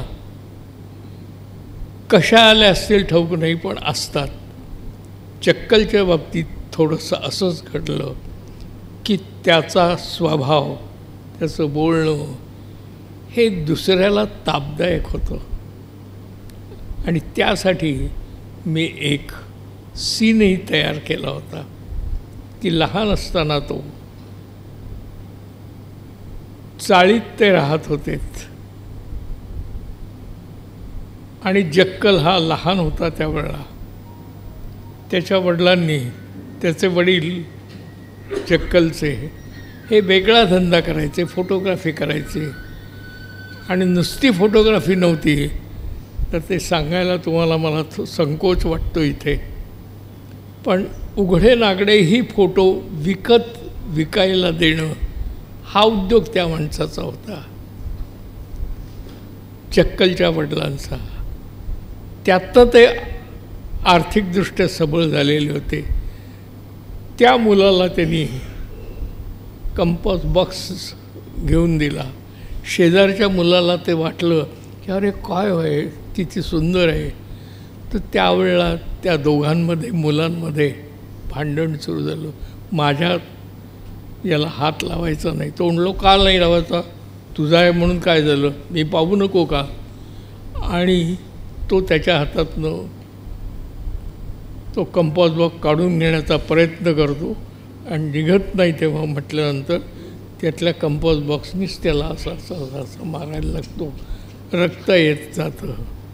ही एक घटना मी लहानपणात त्याच्या आयुष्यात दाखवली होती जक्कलच्या. ही कल्पना होती, काल्पनिक होती, पण त्यातून त्याचं पुढे आयुष्य कसं होत गेलं आणि मग त्यांनी कसे खून केलेत हे वगैरे, की एखाद्या व्यक्तीमध्ये तो भागच असतो की दुसऱ्याला संपवावं.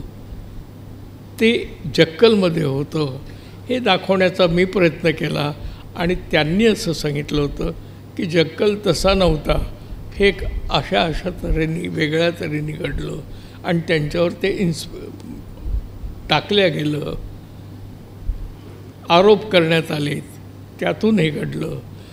अशा तऱ्हेने कॉन्ट्रॅक्ट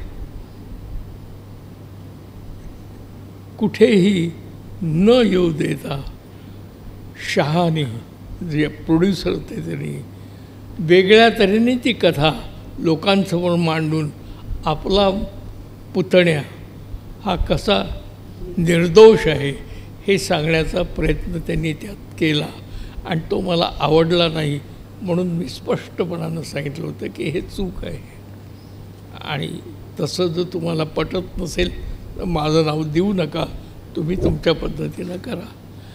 असंही घडतं, ते घडलं. काका, पण माफीचा साक्षीदार बनवताना मी जे डायरेक्शन करत होता त्यात तुम्ही एवढ्या जेलमध्ये जाऊन होता जक्कलला बघायला, खरं आहे ते? हो, गेलो होतो. म्हणजे तो स्वभावच आहे माझा की मी जर ती कॅरेक्टर असेल जिवंत तर त्या कॅरेक्टरला बघायला जातो, पाहतो, निरीक्षण करतो. हे गुण दुर्गुण जे काही असतील ते ह्याच्यात कसे आलेत, काय आलेत, कशातनं आलेत, मुळापर्यंत जातात. याच्यापर्यंत जाण्याचा प्रयत्न असतो. चक्कलच्या बाबतीत तेच झालं. मी त्याला बघायला गेलो होतो, तिथे तेही मी पाहिलं की ज्या खोलीमध्ये त्याला ठेवलेलं होतं तिथे ती खोली जवळजवळ 20 फूट उंच होती, 15 फूट तर नक्कीच असेल. आणि तिथे वरती खिडकी होती, तिथून काही दिसत नव्हतं. आणि तिथे मी 1-2 पुस्तकं पाहिलीत. ही काय पुस्तकं आहेत मला कळेना. म्हणून मीच विचार केला की, आणि मी हे सांगताना तिथल्या याच्यामध्ये तुरुंगात ज्या वेळा जायचं ठरवलं त्यावेळा तिथे सांगितलं होतं त्यांना, त्याप्रमाणे त्यांनीही पाळलं ते. कारण आधी तेंडुलकर तिथे जाऊन आले होते आणि त्याच्यावर जक्कलनी हल्लाही केला होता, फोटो काढले होते त्याच्यामुळे. असं ते झालं असल्यामुळे मी कॉन्ट्रॅक्टर म्हणून तिथे गेलो. असं दाखवलं की मी कॉन्ट्रॅक्टर आहे, बिल्डिंग परत नवीन बांधायची आहे, काही दुरुस्त्या करायच्या आहेत. आणि तिथेच ते वाक्य मी की म्हटलं इतक्या वरती 20 फुटावर खिडकी आहे. त्यांनी म्हटलं त्याला काहीच दिसत नाही, बघूया म्हटलं याची काय कुठली पुस्तकं आहेत. आणि मी ती पाहायला गेलो तर हे मला तिथे जाणवलं की ते होतं ते शनी महात्म्य होतं. म्हणजे हा एवढे खून करतो, अमकं करतो आणि शनी महात्मा असतो. हे माणसात काय आहे, कशासाठी, असे अनेक प्रश्न माणसाच्या समोर येतात. ते सोडवण्याचा, समजण्याचा किंवा सांगण्याचा प्रयत्न करावा लागतो. तो कलेच्या माध्यमातून होतो. आणि कला ही एक अशी गोष्ट आहे की जी पूर्णत्वात कधीच जाऊ शकत नाही. एक साधा असतं की एक चित्रकार असतो, अगदी वासुदेव कामतांसारखा आपल्या आत्ताच्या, एक चित्र तयार करतो. 2 महिने 3 महिने एकच चित्र तयार करत राहतो. आणि नंतर मग त्याला वाटतं की आता झाले बाबा, 2 ते 3 महिने झाले, पुरे झालं आहे. म्हणून तो ब्रश ठेवून देतो आणि म्हणतो की आता नको, हे झालं एवढं बरं आहे. ब्रश ठेवल्यानंतर तो कोपऱ्यात जातो आणि त्या कोपऱ्यातून आपल्या चित्राकडे बघतो. मग त्या कोपऱ्यातून या कोपऱ्यात जातो, तिथून बघतो. आणि कधीच कुठला कलावंत त्यानंतर थांबू शकत नाही. तो पुन्हा तो ब्रश घेतो, रंग होण्याचा प्रयत्न करतो आणि 2-3 रंग उमटवतो. ते आकाश असेल, चांदणं असेल, उजेडाची रात्र असेल, पौर्णिमा असेल, जे काय असेल ते काहीतरी त्यातलं थोडंसं टच देतच राहतो. हे कधीही संपत नाही. कला ही कधीही पूर्णत्वास जाऊ शकत नाही. ती घालवण्याचा प्रयत्न फक्त आपण करतो आणि समाधान मानतो. आमच्या चित्रपटसृष्टीने किंवा आपण आपल्या जिथे कुठे आपण असाल तिथे हेच लक्षात ठेवलं पाहिजे की काहीतरी राहून जातं आणि ते राहून गेलं आपल्याकडनं, याची खंत ठेवून पुढल्या वेळेला ते माझ्याकडनं होणार नाही ह्याचा विचार करीत आयुष्य घालवलं तर मनुष्य जास्त सशक्त होतो, सुदृढ होतो. आता शेवटचा प्रश्न विचारतो. नक्की गेल्या 60 वर्षात नाना विविध विषयावरती तुम्ही चित्रपट बनवले, पुरस्कारही मिळवलेत. आता ह्या स्टेजमध्ये वयाच्या 92 वर्षी मागे वळून बघताना आपलं काही राहून गेलं आहे किंवा काय करायचं राहिलं आहे, काही विषय राहिले का हे करायला मिळालं असता तर आनंद वाटला असता. हो, असं आत्ताच सांगितलं ना तुम्हाला की हे जे आहे ही गोष्ट कधीच संपत नाही.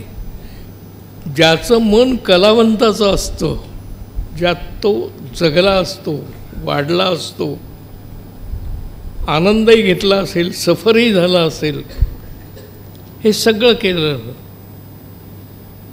तर हे निश्चित लक्षात ठेवावं लागतं की आपण करत राहिलं पाहिजे.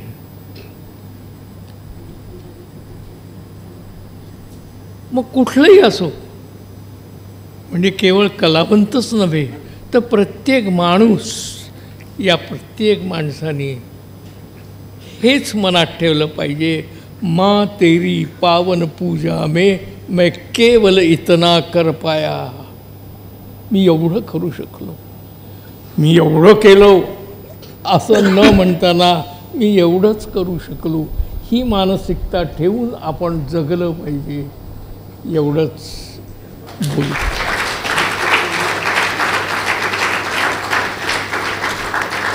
शेवटचं आभार प्रदर्शन करतो. या कार्यक्रमाचे सगळे माझे आभार मानू नका, नाही. यांचे नाही, कार्यक्रमाचे संयोजक दादरकर साहेब आहेत, महेश काळे, लोकमान्य सेवा संघाचे प्रेसिडेंट जे अध्यक्ष आहेत चितळे साहेब आहेत, मुकुंद चितळे, दादरकर साहेब आहेत, महेश काळे आहेत, रश्मी फडणवीस आज इथेच आहेत, आमची रुही जी आम्हाला न्यायला आली ती, या सगळ्या मंडळींचे, सगळ्या प्रेक्षकांचे आभार मानतो. इथे काकांची मुलगी पण आलेली आहे, भक्ती मायाळू, आणि ती मोठी एडिटर आहे. ती तुझं पण आता शेजारी होतो तरी आभार मानतो, आलीच वेळात वेळ काढून म्हणून. औपचारिक आता या मानणारच आहेत, औपचारिक आभार, पण मजा आली तुझी, एवढंच सांगेन मी. 101 आजच दिवस आहे आणि त्या दिवशी आम्हाला इथे कार्यक्रम आज एक आणखीन गोष्ट राहिलेली आहे, हां, ती मी आज धटिंगणपणाने सांगणार आहे. ती अशी आहे की आपण एक क्षणभर थोडं माझ्या बोलण्याकडे प्रामाणिकपणे लक्ष द्या. आज या दोघांचा एकत्र येण्याचा कितवा वाढदिवस आहे? 45 वर्ष होऊन गेली, 46वं वर्ष आहे लागलेलं. अशा याच्यात आपण कमीत कमी म्हणजे गोड घास काहीतरी देऊच, तो भाग वेगळा, पण शब्दातूनही आपण त्या दोघांचं अत्यंत मनःपूर्वक आभार आम्ही सगळे मानताय. म्हणजे चंदेरी दुनियेत राहून लोकांची रहस्य कशी उलगडायची ते आता सांगितलं राजदत्तजींनी. कारण तुमचा लग्नाचा वाढदिवस आम्हाला माहिती नव्हता, ते गुपित त्यांनी सांगितलं आज. बरोबर आहे, ते दिग्दर्शक म्हणूनच सांगितलं. मला फक्त तुम्हाला विचारायचं होतं की दिग्दर्शकाची दृष्टी एक्झॅक्टली कशी असते, किंवा चित्रपट तयार करताना चित्रपटाची म्हणजे लेखन झाल्यानंतर तुम्ही कशा पद्धतीने दिग्दर्शनाच्या दृष्टीने नायक नायिकेला तयार करता, आजूबाजूच्या वातावरणाला तयार करता. त्यासाठी आपण खास एक दुसरा म्हटलं एक एपिसोड करावा लागेल, कारण हे तुम्ही एपिसोड करणारे दोघेजण आहात असं मला वाटतं. आत्ताचा जो पुरस्कार मिळाला त्यानंतर थांबावं असंही मला वाटत नाही. बरोबर, मला असं वाटतंय की माणसाने काम करीत राहू. खरंच म्हटलं त्याप्रमाणे चलना सतत चलना, बरोबर आहे, हे माणसानं ठेवावं, चालत राहावं आणि समाजाच्या बरोबरही चालावं. त्यांना इन्स्पायर करता आलं तर करण्याचा प्रयत्न करावा. बकू आपल्यात असेल तर लोक आपलं ऐकतील आणि आपल्या मार्गाने ते आपल्याही मार्गाच्या मागे चालत येतील, हा आनंद घ्यावा. खरंच आम्हाला खूप उपकृत केलेलं आहे तुम्ही. मी आता आमचे अध्यक्ष श्री मुकुंद चितळे यांना विनंती करते की समारोप करायचे. त्यानंतर मी काही मार्च महिन्यामधले कार्यक्रम सांगणार आहे आणि मग राष्ट्रगीतांनी ची सांगता होईल. थांबा. नमस्कार. मला वाटतं इतक्या शांतपणे बोलताना राजदत्त यांच्याकडनं आपण जगावं कसं हे जे काही शिकलो आहे ना, हे अप्रतिम आहे. साध्या साध्या गोष्टीतून त्यांनी त्यांचे जे अनुभव सांगितले की, आणि ते बोलताना कलाकार कसा की आपल्या डोळ्यासमोर ते चित्र निर्माण करतात. मला वाटतं ही जी कला आहे ना ती अप्रतिम आहे. आणि त्यांनी सर्वात शेवटी सांगितलं की चालत राहा चालत राहा. ते चरैवेती जे म्हणतात चरैवेती तर त्याची प्रत्यक्ष जाणीव झाली.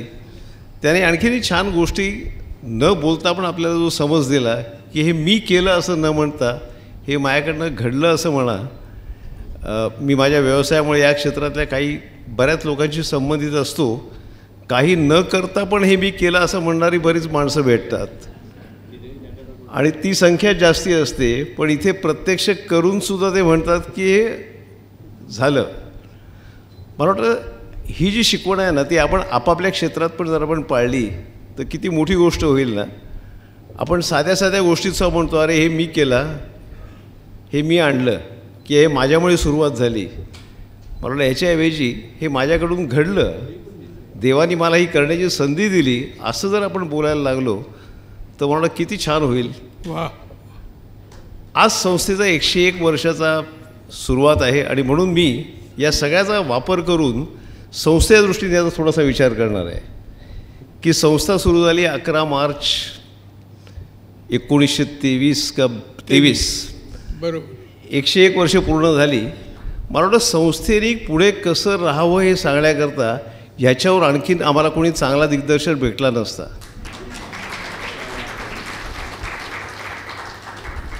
बऱ्याच वेळा संस्थेमध्ये काम करताना मी अध्यक्ष आहे, मी कार्यवाह आहे, मी कार्याध्यक्ष आहे, माझ्यामुळे सुरुवात झाली, मी हे केलं, हा जो मी येतो ना तोच संस्थेला घातक असतो. हे त्यांनी इतक्या छानपणे आम्हाला सांगून दिलं की खरंच तुमचे आमच्यावर उपकार आहेत प्रचंड.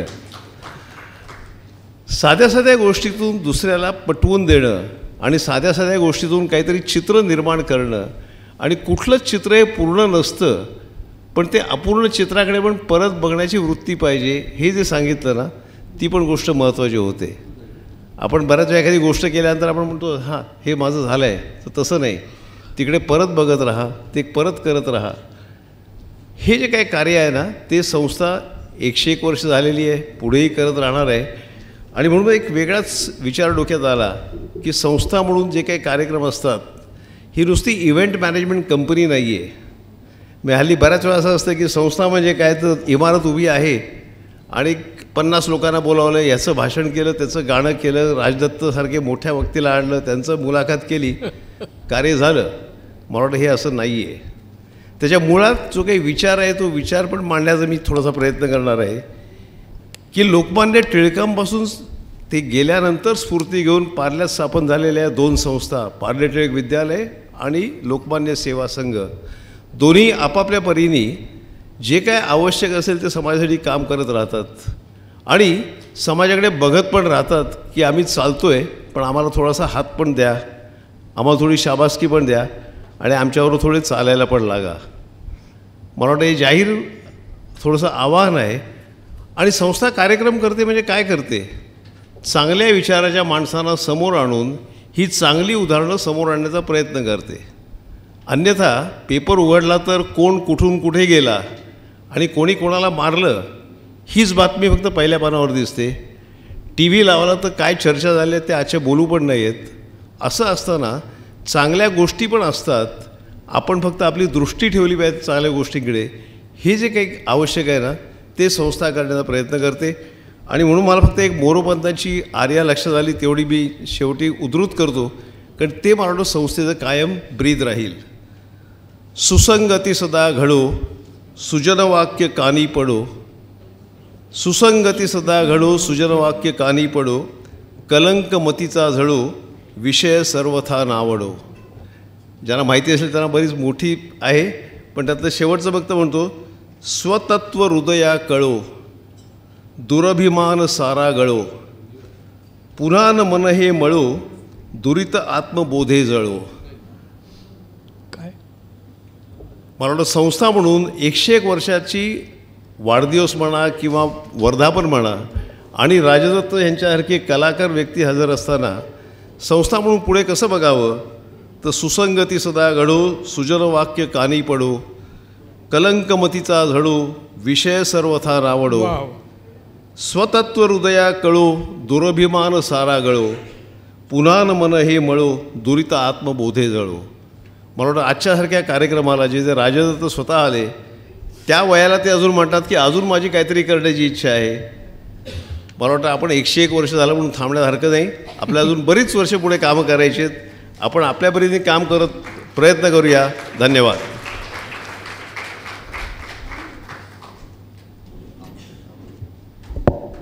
मार्च महिन्यातील 3 कार्यक्रम मी फक्त सांगणार आहे आणि 15 मार्च रोजी सायंकाळी 6 वाजता श्रीवा फाटक ग्रंथसंग्रहालयातर्फे लोकमान्य वाचक कट्टा लेखक तुमच्या भेटीला यात श्री अविनाश ओक यांच्याशी संवाद करतील डॉक्टर मृदुला धाडे.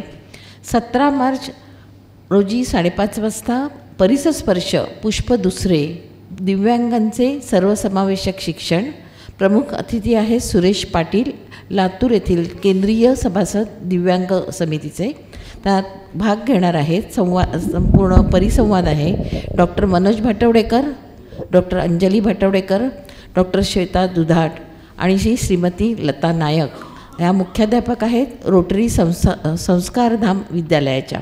आणि 27 मार्चला हा जो कार्यक्रम आहे तो आहे पटांगणावरती.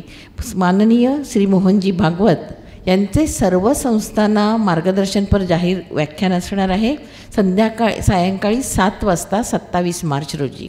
आणि आता मी एक सरप्राईज देणार आहे आणि ते काकांनी खास पुराणिक दाम्पत्याला आशीर्वाद देण्यासाठी सांगते. वैभव आणि निवेदिता यांनी खास काकांनी त्यांच्या आईवडिलांचं तोंड गोड करावं. त्यांच्या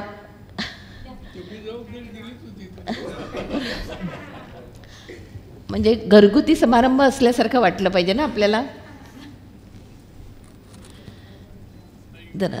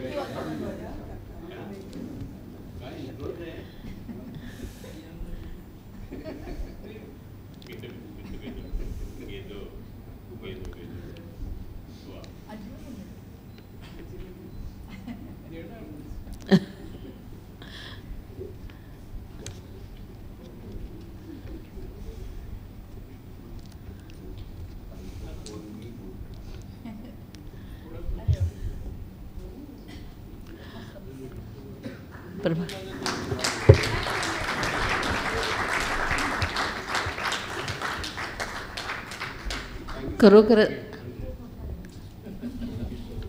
खरंच फार मोठं सरप्राईज आहे. कारण आणि दत्ताजी तिकडेच उभे राहा, तुम्ही तिकडेच उभे राहा. ते हे अरेंज करते. नाही,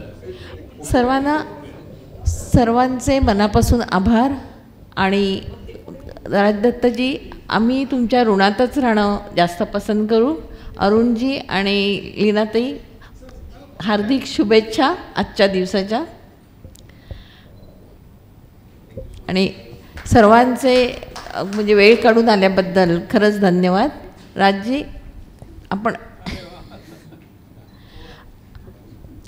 आपण 2 वेळा इकडे आलात, म्हणजे 3ऱ्या वेळा यावंच लागेल तुम्हाला.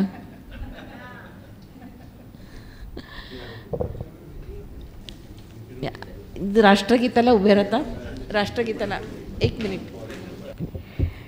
जनगण मन अधिनायक जय हे भारत भाग्य विधाता. पंजाब सिंध गुजरात मराठा द्राविड उत्कल वंग. विंध्य हिमाचल यमुना गंगा उच्चल जलधि तरंग. तव शुभ नामे जागे, तव शुभ आशीष मागे, गाहे तव जय गाथा, जनगण मंगलदायक जय हे भारत भाग्य विधाता, जय हे जय हे जय हे जय जय जय जय हे। भारत माता की वंदे। धन्यवाद।